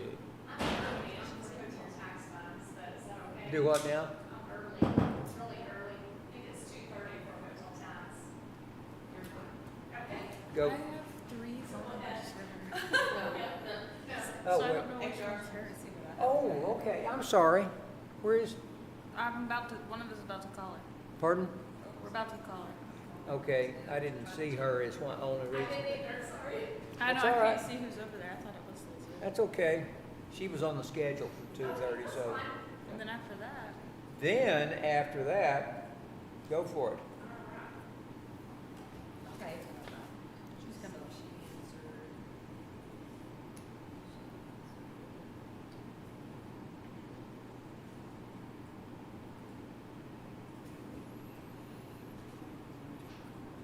Oh, well, that one's her work phone. So it is the one-on-one. I don't know where this one came from. I don't know where Their that- office is 5452 now. Yeah, but I have a 214 number. I don't know where that came from. But it's the one, okay. Get a hold of her. Good. She's on. She's coming. It was weird. She sits through all of them until it's our turn, and then she disappears. I know. She said, I've had enough for the day. She did send me an email. Hmm?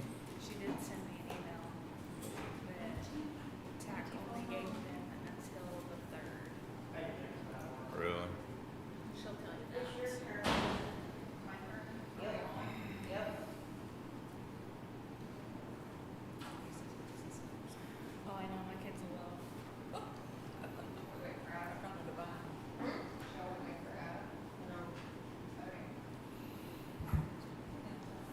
We don't listen to him anyway, so go ahead. Okay, so I have 2 changes, or requested changes to my Denied. budget. Did you say no? I said denied. So, one of them is on subscriptions. I have on here $9,900, but I need to add another $1,116 to that. One of those increases is for the Critical software that we use for dispatcher testing, and the other is an increase for the Applicant Pro software that we use for applicant tracking. And then I've added $1,000 to employee recognition, and that is to help cover the expense of meals if we're going to continue to do Thanksgiving and Christmas meals. And that is all I have.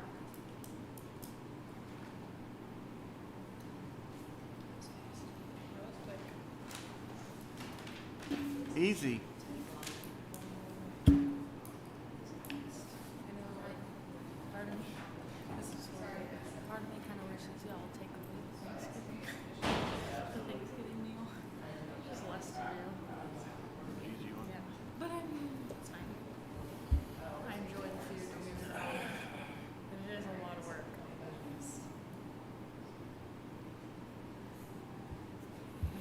Christmas was more fun.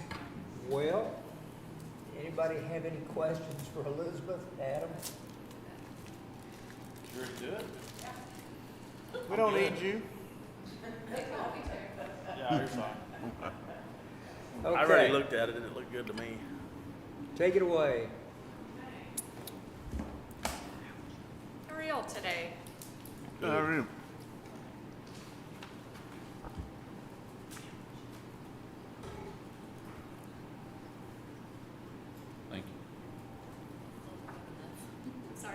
we have enough.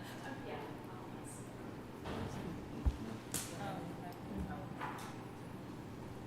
Well, thank you. Thank you. Hey, wake up. I need to ask you. What you got? Gosh, I can't believe it's this time already again. It goes Time fast. flies, right? It is. Many of you may know I'm Melinda with, I'm manager of Heritage Park. We are, for this hotel tax fund, seeking for decorating the outside of the building to help with acoustics for the outside bands and also to bring more heritage feel and look to our facility. Also looking to try to purchase more tables and chairs for seating and eating. Next year's our big 50th German Fest already, so getting geared up for that. Anyone have any questions for me today? Is that it?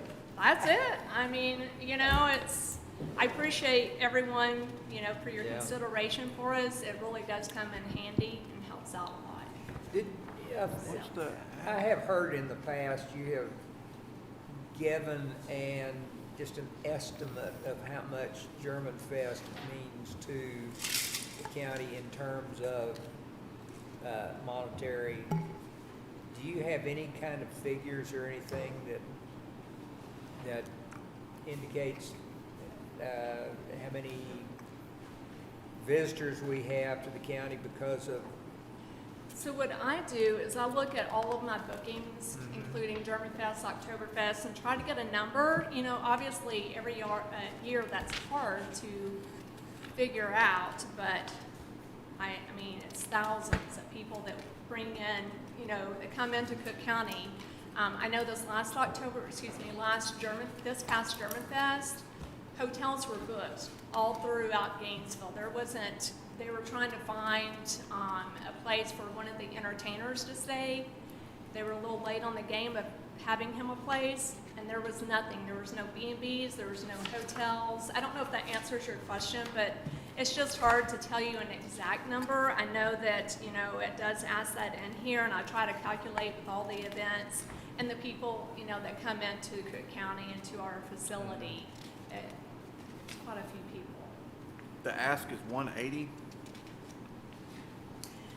So, yeah, you know, I don't know, you've guys seen Fisher's, right? It's kind of what they have on their facility that makes it look like the heritage ethos Look at that stuff. back page, that's Yeah. what you're looking at. Yeah. You're not gonna have some of those little people that come out of the, Oh, well, not at this time. We don't have Okay. money for that. You know, we do everything we can do to keep the doors open on that place because we are obviously a nonprofit, so. right? So yeah, the picture in the paperwork kind of shows you. I didn't get a picture, but I know what Fisher's looks like. Well, I'll give you this one, how's that? Wait a minute. I'll trade you. I think you did get one too. It's just I didn't. Not in there.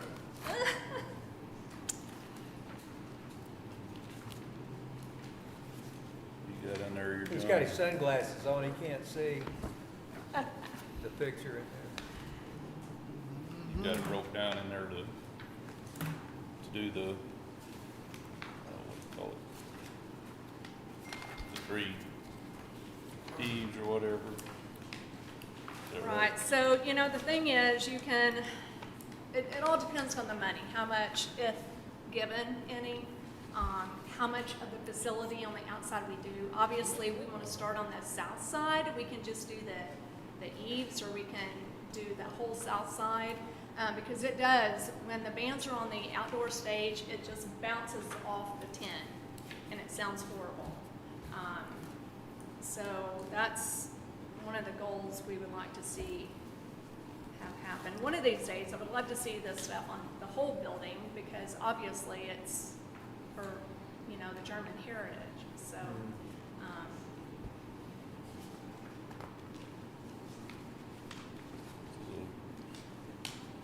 138, is that the whole building? Let me look here.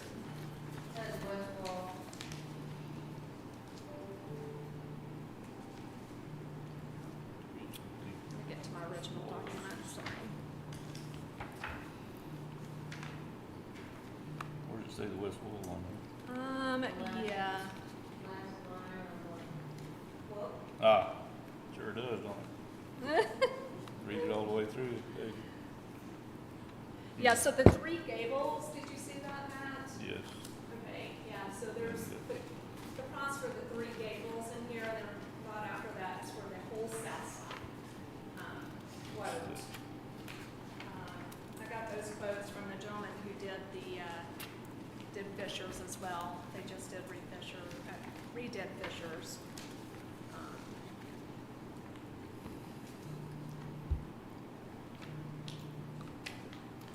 Does anybody else have any other questions? If not, thank you very much. Thank you, folks. Thank you for your consideration. You bet. Thank you. Who's next? We walked in at the same time.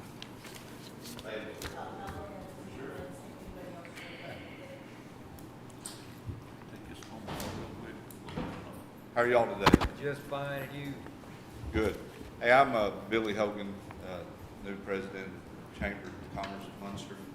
I just want to say thank you for hearing me today. I come here, it's my first year being president, first year being associated with these hot funds, so I wasn't quite sure what I needed to be bringing. I did submit an application a while back, and I met with y'all at a deal, so I didn't have any copies. I was hoping I'd catch Chelsea over here. But I'm coming here today as the Chamber has received hot funds in the past from the Commissioners Court, and we're very thankful of that.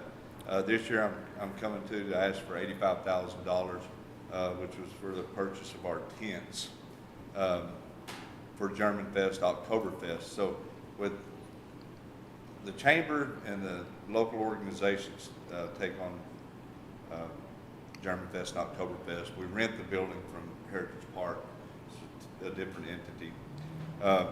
So we always have to rent those tents in the past, and it's like $17,000. So what we're hoping to do is to purchase those, and then we'll be able to rent those out to vendors when they come in, and that'll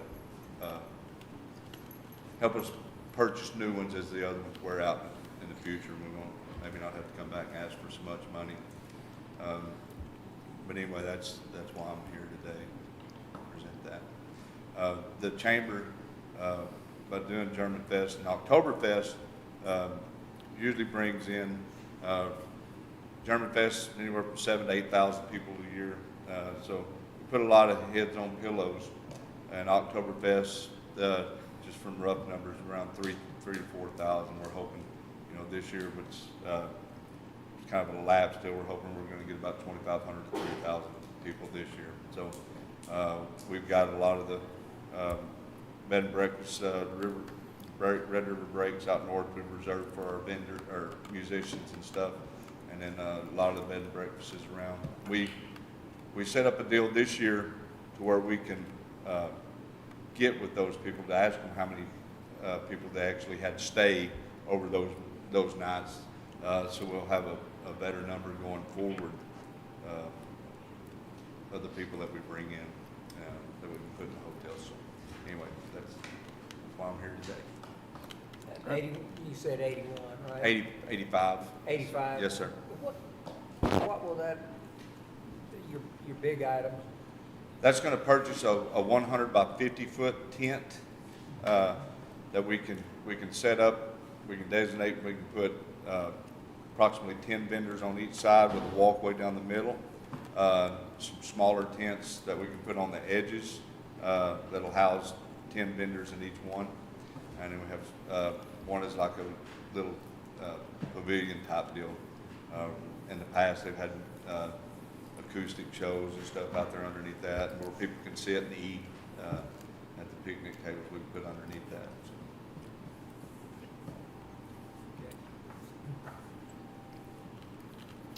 Anybody have any questions?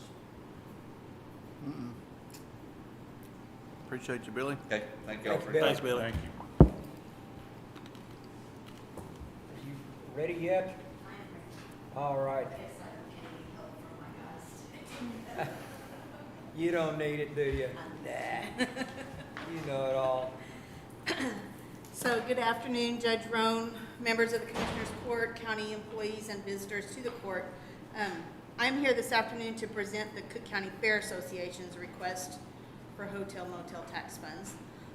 I'm Donna New. I serve as the CCFA Board Treasurer. And this year, our board has multiple items in our request packet that collectively total approximately $112,000. Our actual request that we have submitted was for $100,000 from available hot funds for 2026. We plan to use those funds to cover fees for, first of all, permit-ready drawings for an expansion of our facility that would be a multi-purpose, climate-controlled expo center.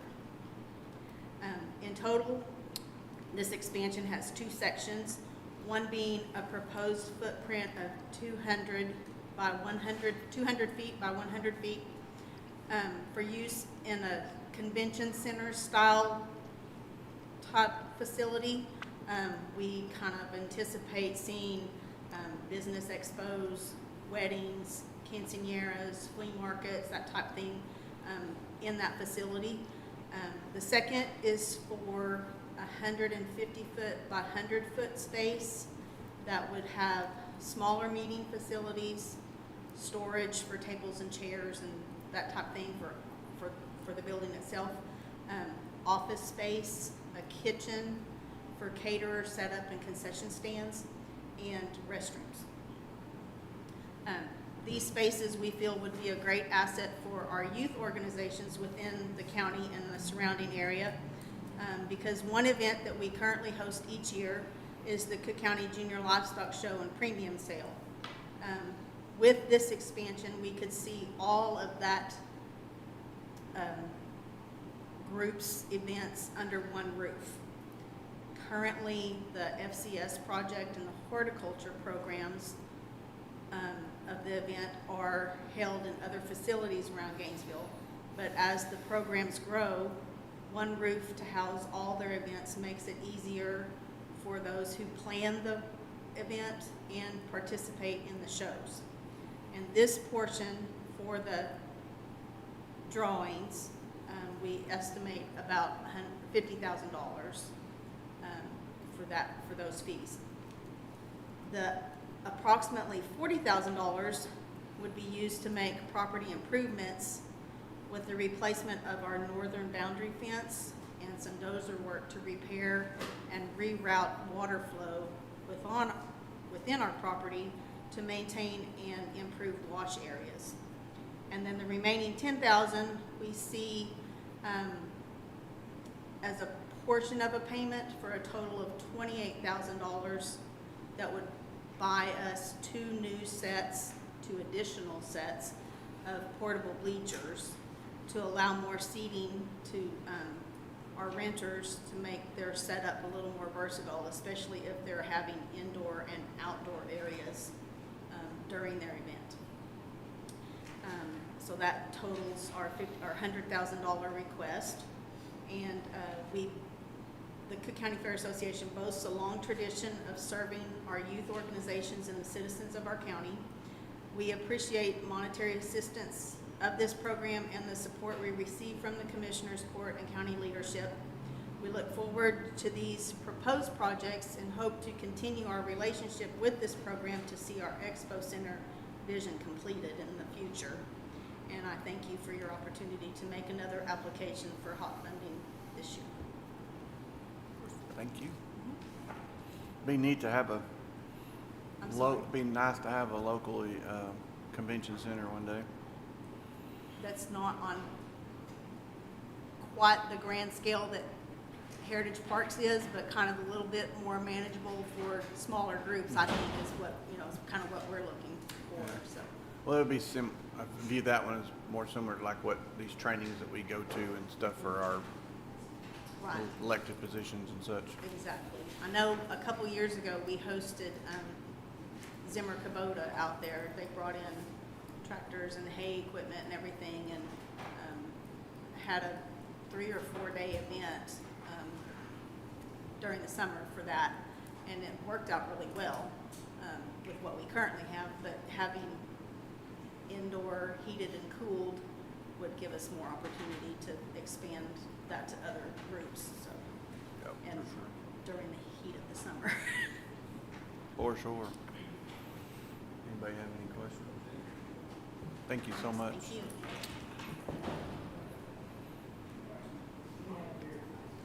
Who is next? Shelley, do we have a hot phone number by chance? Total or what we Like have? what we have? Frank, you wanna go? How much? And I already have tickets for Friday, so, I already have tickets for Friday, so, yeah. How are you, sir? He is enjoying himself for a change, which is rare. Okay. Special ones.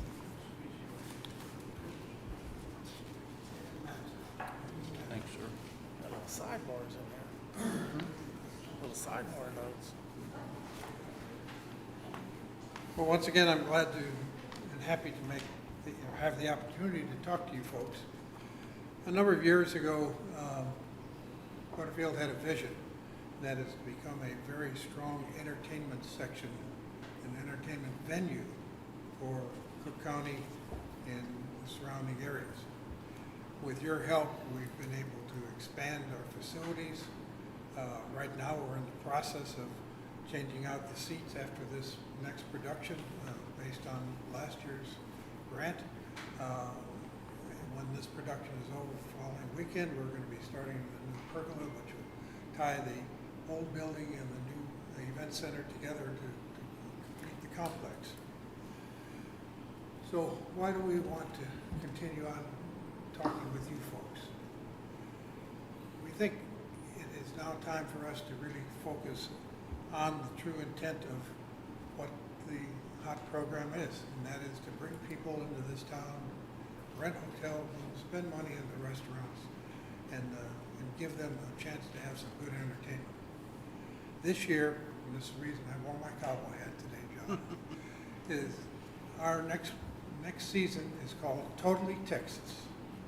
And it is a fantastic program of Texas-related productions. So this year, rather than focus a lot on construction and such, we have one construction component in this for about $9,500 in our wonderful event center, which has proven to be very helpful to us, and our patrons have really liked it, is that it's a tall building, tall inside, but it's a little noisy. So we're going to put some, we want to put some sound deadening into it and make it a much more pleasant interior. But the programs this year, we're going to start off with a program called Southern Fried Funeral. It's a sparse comedy based out of Houston. Following that is Agatha Christie Tackles Texas. Now everybody knows about Agatha Christie and all the wonderful mystery shows that she's had over the years and produced, but that's a great one. Then the Larry McMurtry show, which everyone loves, is Terms of Endearment. And that is followed by, we also have what we call our Bad Theater, which is the theater that offers some a little bit edgier productions, Home of the Great Pecan. And then ending the season, we will have a production of what a great thing happened here in Texas back about 28 years ago. It's called Hands on a Hard Body. This is the production of a musical comedy now from an event that happened here in Texas in 1997 when there was going to be a drawing for a brand new pickup truck. And all you had to do was stand out there in 100-degree temperatures, keep your hand on the truck, and the last one that kept his hand on the truck got the truck. Well, it went on for 4 days, and the events that surrounded that and all the activities have been capsulized in this wonderful, raucous musical. Now, I'm not sure how we're going to get a truck into the Butterfield stage, okay, but we will figure it out. So this season, as I said, instead of going after more construction-related issues, with your help, we have created an incredible entertainment complex. And as an example of how people are reacting, John says you have tickets for this weekend. This past weekend was 100% sellout. In fact, it was 110% sellout. We had to add some seats, and we expect that this coming weekend. So this year, we're asking for your support, as you did with this 9 to 5 production, of supporting the production costs for the season. And this includes the 4 main stage productions, 2 youth productions, the 1 bad theater, plus this also helps us in our youth program. If you're not aware of it, we have 100 to 120 kids each year that participate. We have evening classes. I think we're just finishing summer camps. And we do 2 main stage youth productions each year. Those youth productions, if you haven't seen them, please take the time. There's one coming up in July. It's called Physical Junior. These kids are truly real actors. I doubt that you'll see somebody flub a line somewhere along the line. And these kids work really hard. They rehearse for 6 to 7 weeks before these productions take place. But it's a great, great thing for the youth. In all of these, what we also plan to do this year is, with your support, is we are greatly changing our approach to marketing and selling the idea of coming to the theater and bringing people into the city and into the county. We're going to create entertainment packages with the hotels, with the B&Bs and the hotels, so they'll have a hotel room, a tickets to the theater, and possibly dinner tickets. There's a new program called Every Door Direct Mailing, where we can specify specific areas that we want to send mailings to get people to understand what we're producing for the next production. We've started this past, when we did Depot Days, we're doing more in-county work with all of the programs that are here to get people out there. We're going to expand with local businesses, work with them to create combinations of purchasing packages and ticket packages, that sort of thing. So we're really going to focus a lot on marketing, not only just in Gainesville, but throughout the county and into southern Oklahoma and into Grayson and Montague and those areas as well. So our total request this year is $78,000.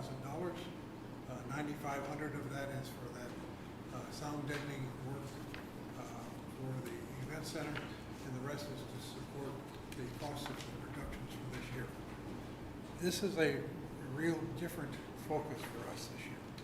We focused so hard on the facilities and continue to improve the quality of the productions, but now we want to go after what the true intent of the HOT funds are, and that is to bring people in here and make this a true entertainment complex for the city and the county.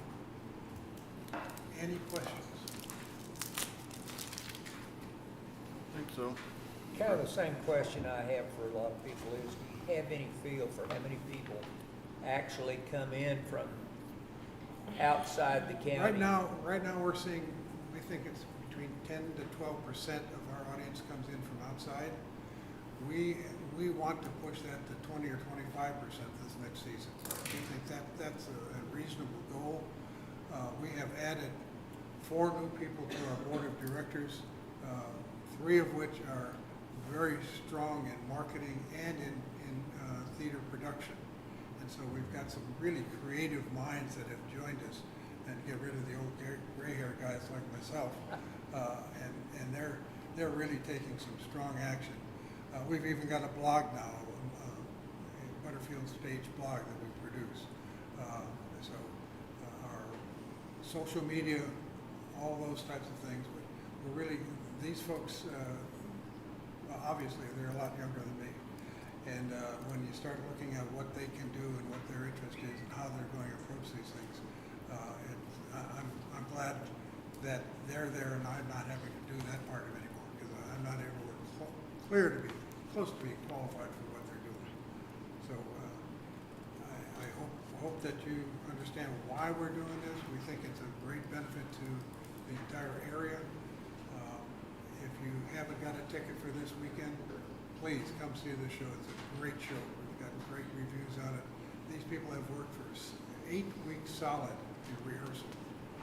And it's, of course, that old Dolly Park movie, so it should be a fun show. Any other questions or comments? I thank you again, as always, for your attention, and stay warm out there. We've got a hot season coming up. But Yep. take care. Thank you. Thank you. Thanks, Frank. Who's next? Gabby?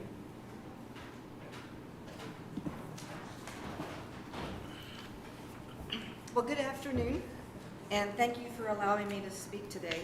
My name is Gabrielle Fletcher, and I'm a member of the Gainesville Swing Orchestra. Today I stand before you with the vision to transform Cooke County from a mere pass-through destination to a vibrant, rich, holiday tourism magnet. GSO's Stars and Stripes for the Holidays is not just a concert.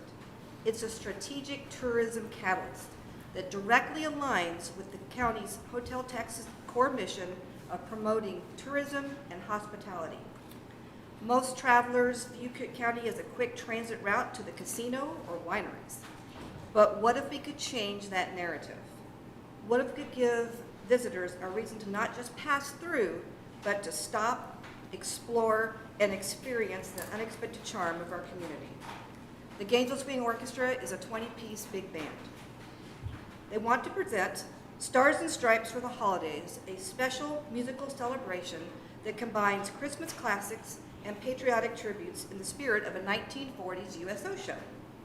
The unique performance, reminiscent of Bob Hope's USO Christmas tours, features 2 show times over 2 weekends with special performances by none other than Santa Claus. Yes. The concert serves as a musical bridge connecting Gainesville's rich military heritage with holiday traditions, highlighting the Medal of Honor Host City Museum, Morton Museum, and Camp House's Camouflage Christmas. So visitors can experience a complete Cooke County holiday weekend by attending the Gainesville Christmas Parade, the Morton Museum of Homes, Parade of Trees, and conclude with the solemn Wreaths Across America hosted by the American Heritage Girls and the Red River Battalion Sea Cadet Corps.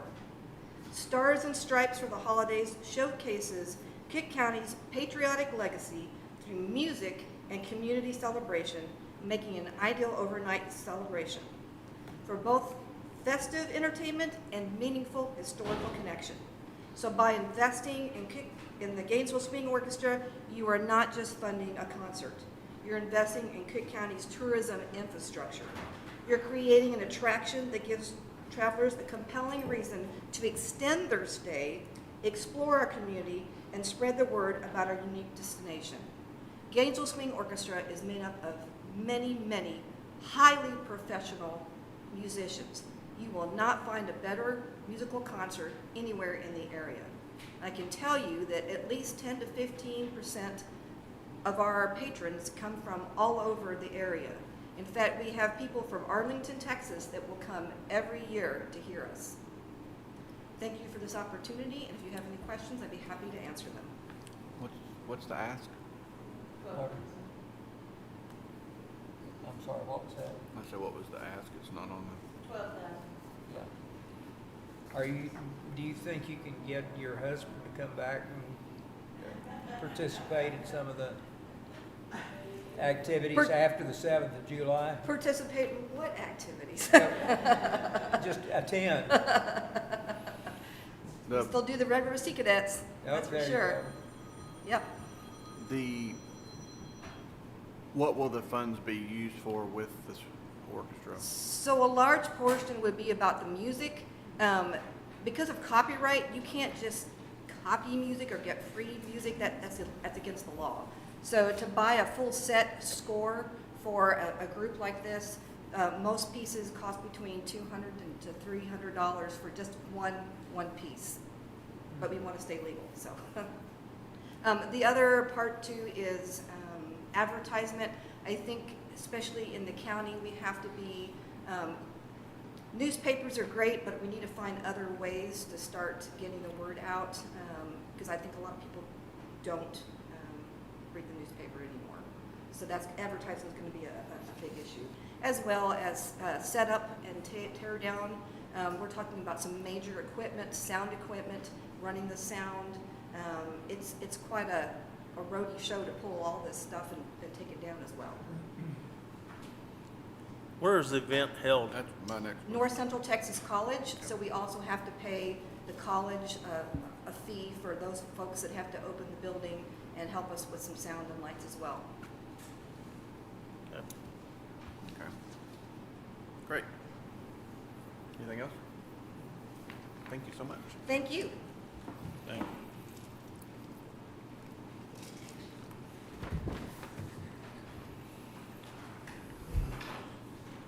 Don't be shy. Who is next? I guess. Who next? I lost track.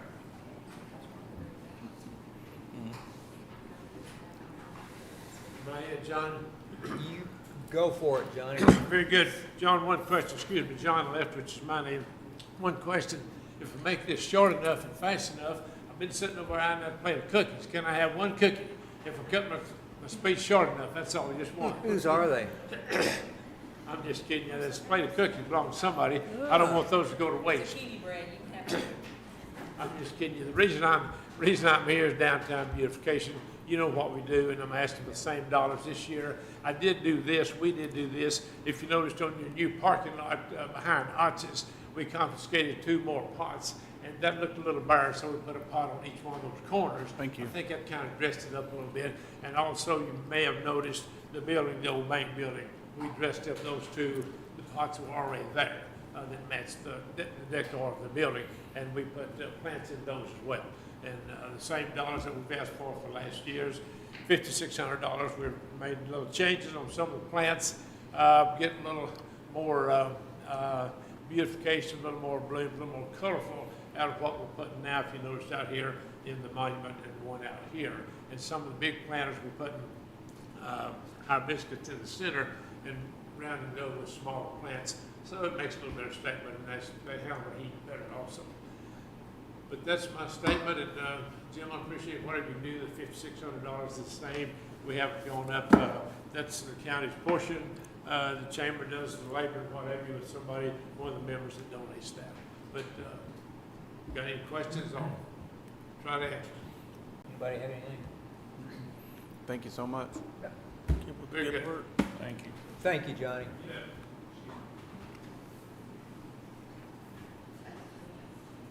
Elaine. Hi there. I'm Elaine McCorson, and I'm the secretary now with the Morton Museum, Cooke County Heritage Society. And I want to say thank you for considering us for a grant. You've been very generous to us in the past. And now we'd like to add to that. A number of years ago, you gave us the funds to put that gorgeous mural on the north side of the building. Now we would like to put an awning over that because sun beats down on it. We really can't use it. It's hot. There's asphalt out there. So our idea is to build an awning over it, not cover up the mural. That will still be visible, but put an awning. And as you know, it's a historical building, so we can't have anything attached to it. So our architects have said you can bring it over the top, put a lip down so that the drainage goes on top of the building and out, which is not a problem, we're told. And then it'll come over. We have, what, 90 by 20 feet out there. And so we want to cover that. We want to take the log cabin that is currently inside the museum, and we want to reconstruct that outside towards the back. We've got all the pieces to it except a roof. So we'll do something about that. Don't know what yet, but we'll do something. We want to cover it. We want to put those, I'm just going to say, big fans. The big ass fan? Yeah, thank you, James. I appreciate that. And so we They have want some to. off-brands you can use. Oh, do they? Yeah. Save you Didn't some know money that. and they just take the ass off of it and it gets cheaper. Thank you. I'll see if you'll do that if we get it. But anyway, we want to put that out there. We're going to run electricity to it. Our whole idea is to make that an entertainment center where we can conduct classes for kids like in the summertime. You know, there's a lot of things that historically we can do underneath that cover. We can have events. We're going to put picnic tables towards the street. It will have a fence which will mirror the one that we put down at the Medal of Honor Park, just to kind of keep everything looking the same throughout town. So that's our dream. We want to do that. We want to be able to have socials in there. We want to be able to have people rent it from us if they want to. We've had a lot of people talk to us and say, why do you just have that? We're going to take the asphalt up and put down like AstroTurf. I understand that's a big process. I did not know that. I thought you just laid it down, but you don't. So anyway, any questions for us? Does anybody have anything? Thank you, Alana. Thank you for your consideration. Appreciate it. Thank you for coming. Joe?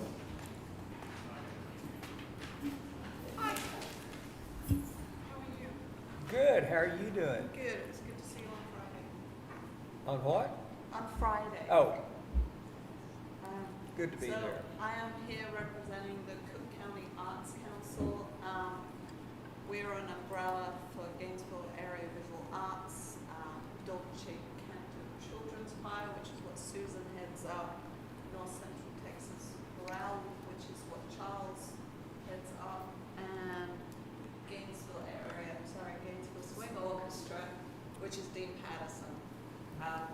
We're asking for funding for Sights and Sounds, which is a showcase of all the arts, and it features all our members. And next year it will be at the First State Bank Performing Arts Center at NCTC.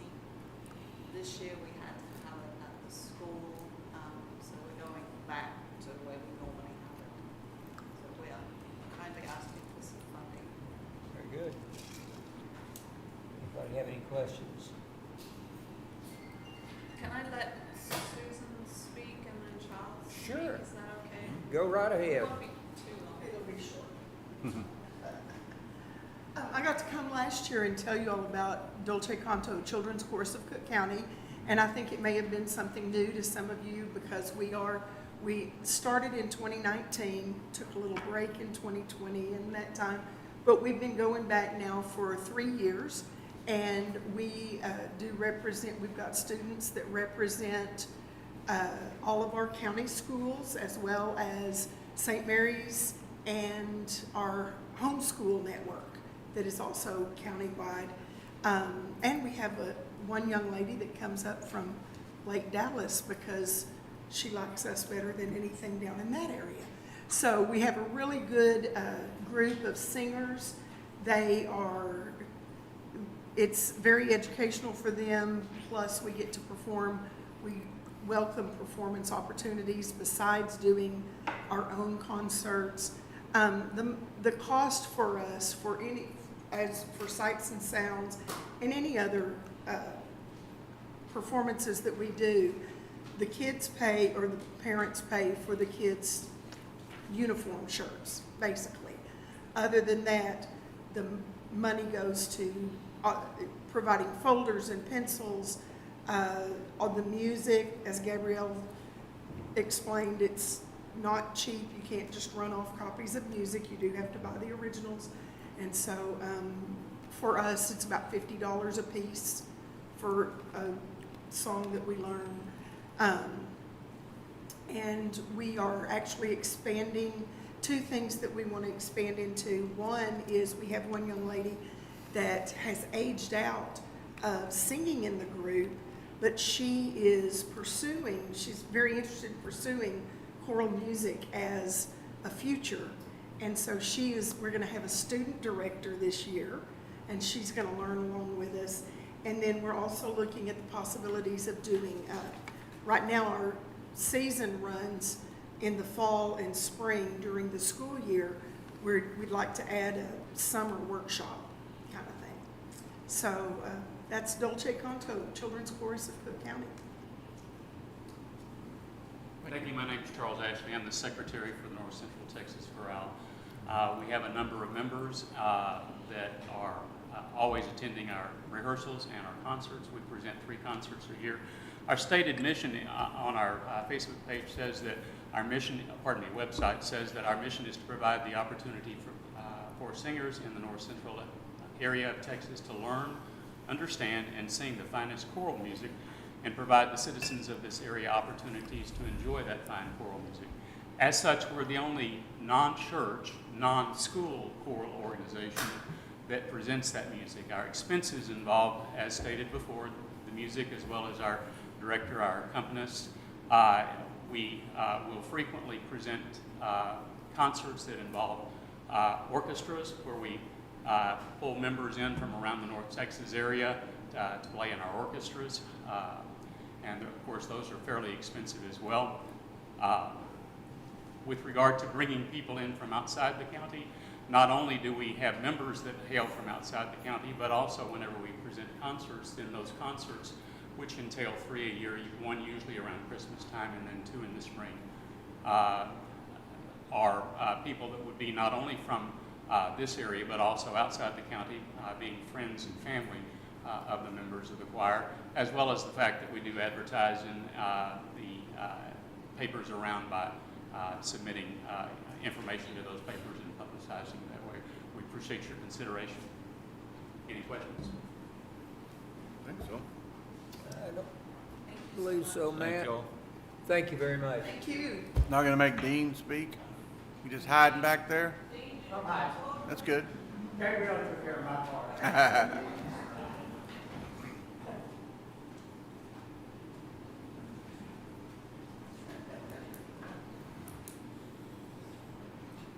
Who would like to be next?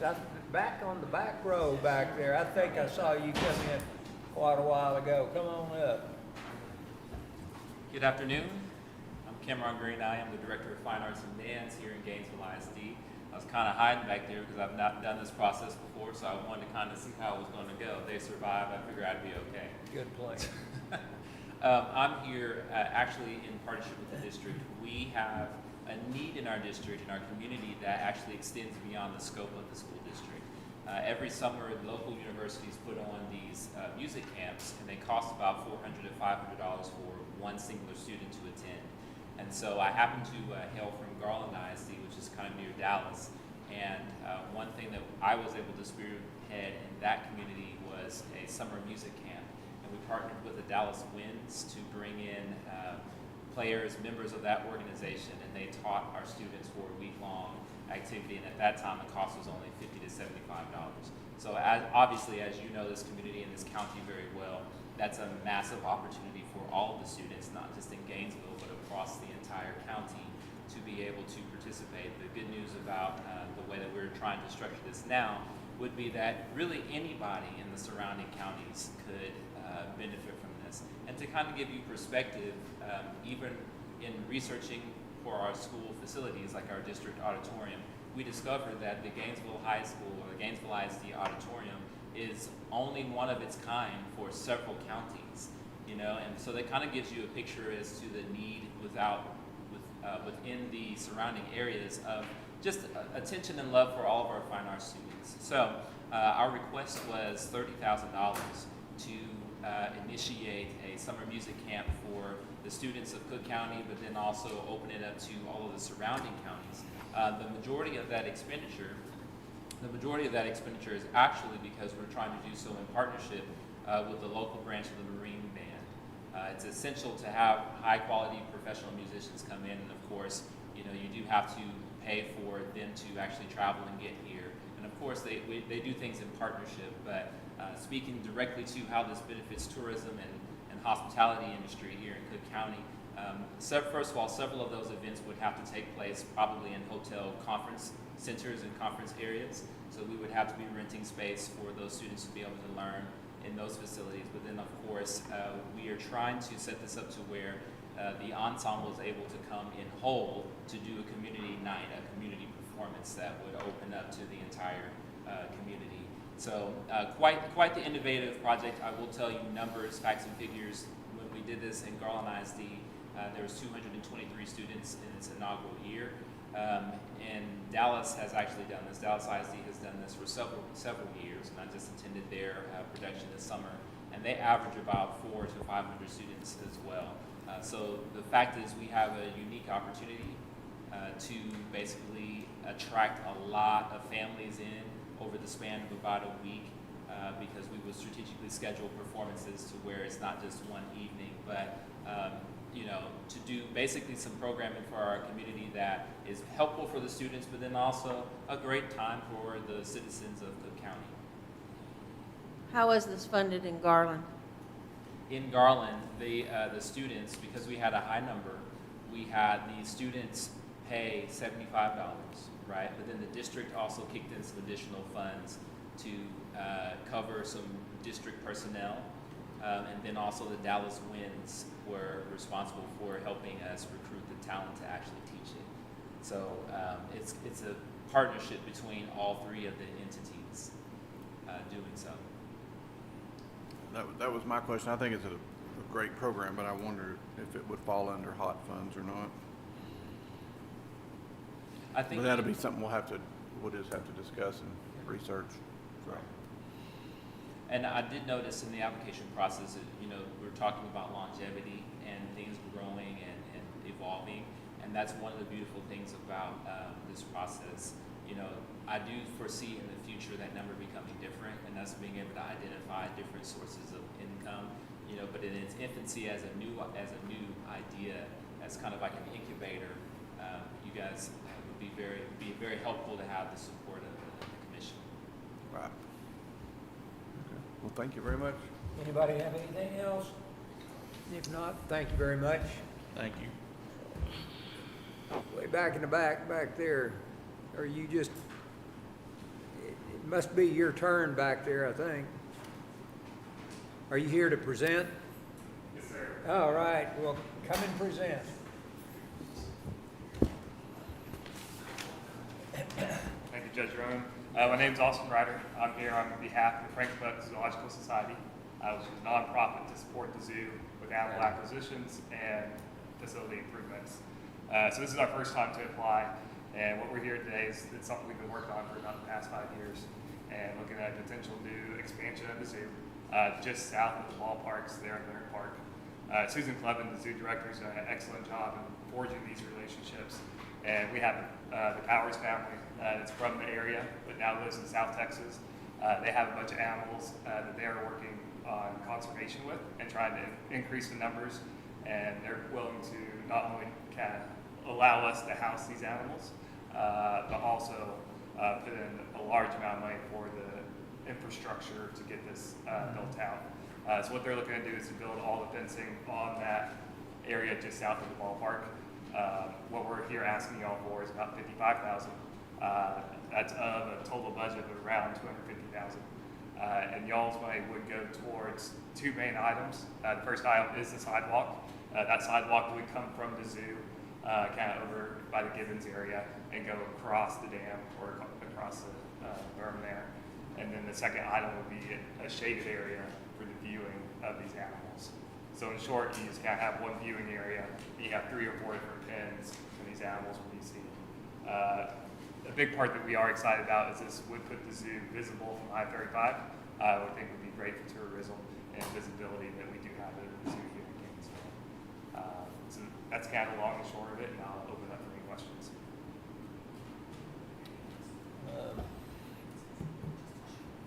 I'm surprised we haven't seen the zoo sooner. You say this is the first time that y'all have presented?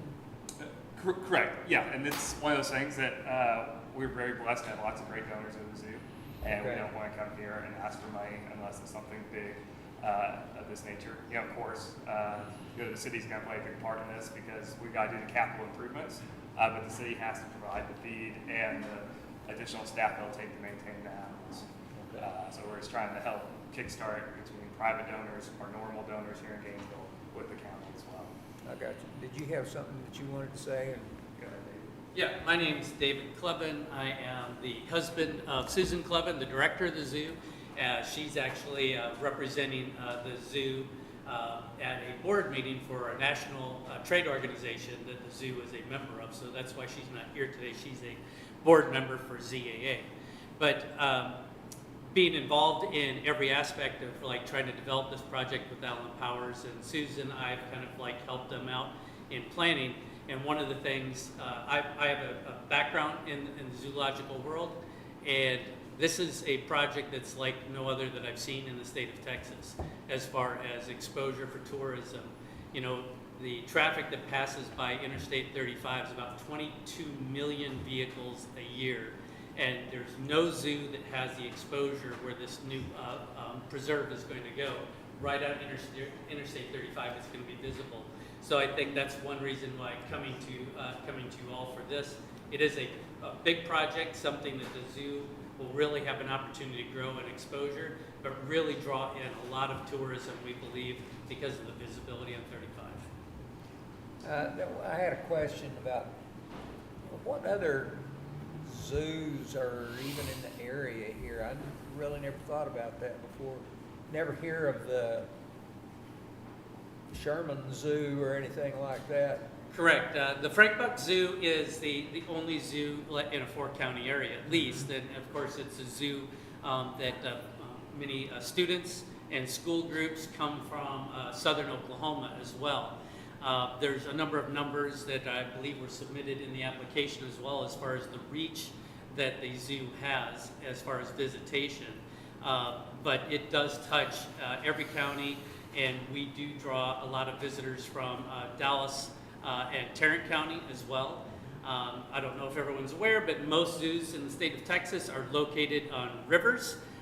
Many of them the same tributaries of the Dallas and the Fort Worth Zoo both are located, but they don't have the same visibility. The Fort Worth Zoo is actually inside the city, so you don't just drive right by it. Dallas Zoo is right on the interstate, but all you see is a statue of a giraffe. So if you don't see the giraffe, you can drive right by it and not even know that the zoo's there. This is unique. There is no other zoo for at least 60 miles that draws what the Frank Buck Zoo does, and none in Denton County, Cooke County, and of course the counties to the west. So yeah, until you get down to Dallas and Fort Worth, this is the best little zoo in Texas. And one other question, this may sound silly, but do you still have the elephant in Tennessee, the what was it, sanctuary? Still there? Yes, Jared. I'm probably one of the only people that's actually seen Jared in person because of a side sight of since she left. Because of my business, I do software for the zoo and zoological industry, and so they're actually a client of ours, and so I was able to visit and see her. So she's grazing along in grass and doing quite well. Gosh, how old is Jerry now? How old is she now? Oh, This is Jerry too. yes, Yeah. not the original Jerry. Right. That would be very old elephant. Right. That's a good question. I'm not sure how old Jerry would be now. Probably 40 50 plus. years. 40 plus. Yeah, she's probably close to 50 years now. 50 years old. So, Yeah, and as far as visitation numbers, we get about 85,000 a year. Of that, 65,000 is out of county. So the majority of people coming to the zoo is out of county for Okay. tourism purposes. What kind of animals are you gonna be? Yeah, so African hoofstock, one you may be familiar with is the Dama gazelle, but then there's a couple of other, adducts. The adducts and the Arabian oryx, and these three species were kind of chosen and worked together between the zoo and the Powers family. Those are three highly endangered species of animals. Those are also animals that are part of kind of like conservation efforts that even hunting organizations like EWA, which does support like a lot of like hunting, but they also have this huge conservation arm of their program. And so this really allows to tell the bigger story about the possibilities of a partnership between the zoological world and the hunting world, when they focus their efforts towards conservation.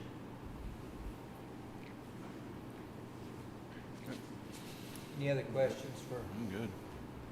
Thank you, Austin. Thank you very much. Thank you. Appreciate your time. Enjoyed that. Tell Jerry hello next time you go see her.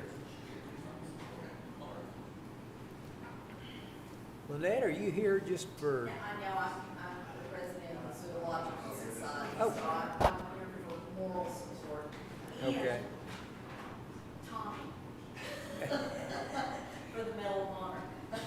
Go for it. David, are you with, No, I'm just learning. just learning, okay. Okay, want to make sure we get everybody, so go ahead, Tommy. I do want to talk about the Zoological Society. That's a project that's been working on. Right. For how long? 4 years? You've been working on that? Since before COVID, so I think it's Yeah. closer to 6 years Yeah. that we've been working on this. Very cool project to have this exotic wildlife sanctuary. You know, you talk about zoos and you don't have many opportunities to expand a zoo. And we have that here with the city, that land that's there just south of the zoo. So love the project. So we're here to talk about Medal of Honor Host City program, the Medal of Honor Host City Museum, our newest tourist attraction in town. I think we've had a good opening this year. Starting to see a lot of photos with youth out there visiting that facility and doing it upright. The state gave us some money this year to help operate that, keep it running. But some of the stuff that we want to continue to work on is content creation for that museum through video and archiving. So we're asking for $33,000 for that. We're asking for $17,000 for flags. So we would be changing out flags at the park and flags at the museum once a month. And I didn't know flags cost that much money, but full set for all both parks is $17,000 for a year. So, any questions? Not about that. I swear I saw something on Channel 12 here in the last couple of days. Is the museum at Perrin still there? I have no idea. Does anybody know? I haven't been over there in years. I haven't either. I don't think Is so. it an Air Force museum? Yeah, Okay. yeah. If- Okay. Okay. Well, thank you. But haven't seen it. So, Anybody have any questions for the mayor? Do you have a quote for your flags? did I not provide you that? I got it in the car. I'll go grab it and bring it back to you. I thought I brought that to our other meeting. So, all right.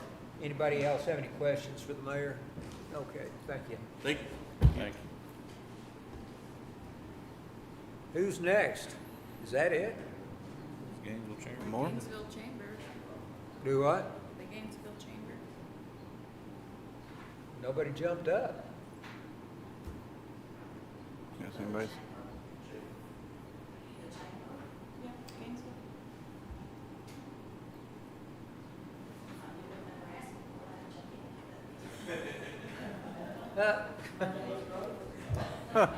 So I'm on the chamber board as well. You just joined. I'm like, I know she. You didn't change hats. You just joined, huh? No, a little bit ago, but yeah, in lieu of Jennifer or someone else not showing up, I'll stand up here and answer any questions about the request. Do we have an ask on them? There were I know two. the number, but Yeah, there were 2 requests. For game check? Yeah, both for 10. I'm pretty sure. I don't have any of the asks in the packet. It's in the We packet. got 10,000 for marketing, There shouldn't be another one behind it.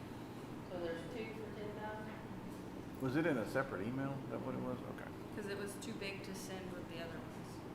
And it should just say hot packet. Okay. Outside is. the That's same. why I haven't seen anything. Let me go in there. And I could be mistaken, but I believe those funds were a request in support of the Depot Days and Summer kind of and Summer Sounds to try to revitalize those programs to drive a little more tourism. Those have been the 2 that bring the most outside money here to Gainesville, the Summer Sounds and the Depot Days. And, last year for Depot Days, we did a little more of a carnival type, eased into it with just a few different items, and saw great success. So this coming fall, we're spending a little bit more on the festival part of it. Try to grow it back to what Depot Days kind of used to be a few years back. So are you Lloyd's son? Yes, Yes, sir. I can do that because I'm always Beverly's son. Understood, can't deny it.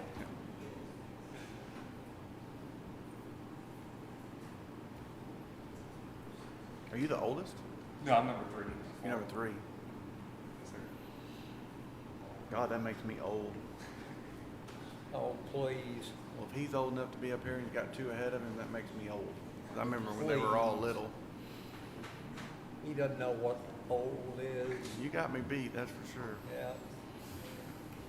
Okay, anybody else have anything? Is that it? Chelsea? Problems, thank you. Is that it?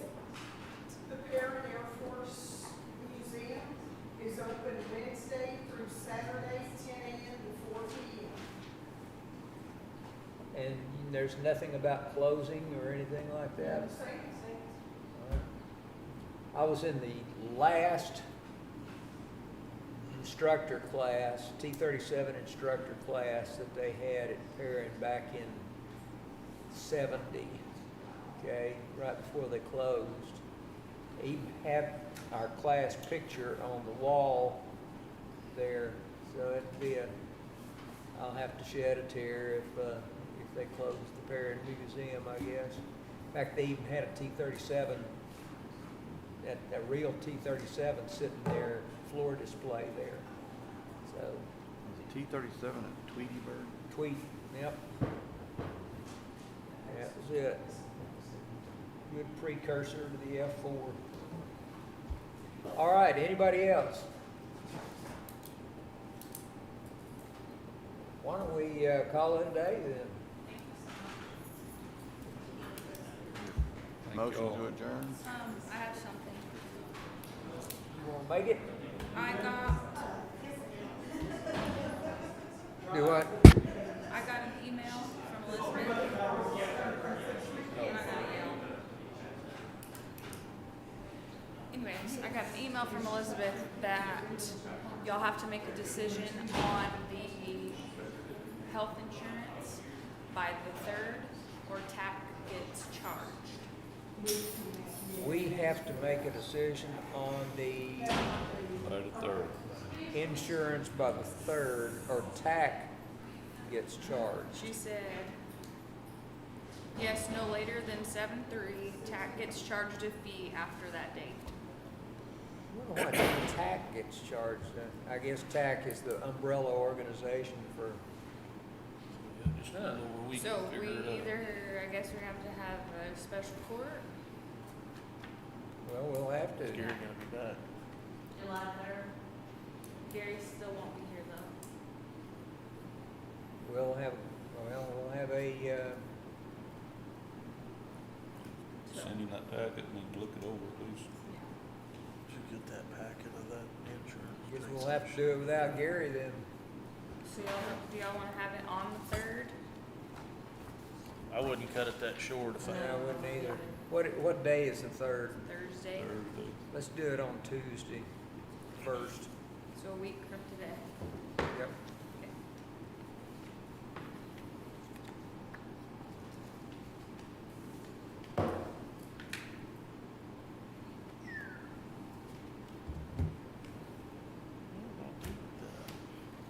Anything else you wanna have on there? No. I mean, Can't I'm think good of with that. anything. Nothing special, just that and then leave. Not unless there's a need for an executive session or something, but I can't think of another topic that goes on there. Sounds good. Time? Put the executive session thing on there just in case, Okay, what time do you wanna do? just in case. 10? After lunch? Time, 10 o'clock, that'd be the usual. Is that okay with you, Shelley? Well, I mean, what time would you 10:30? prefer? That's not a, okay. You're the one that's gotta drive, so just making it easy on you.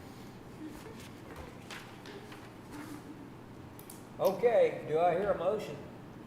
I'll make a motion, we adjourn. Motion, Commissioner Snuggs, do I hear a second on that? Second. second Commissioner Arndt. All in favor? Aye. Any opposed? There are none. We are adjourned at 3:07.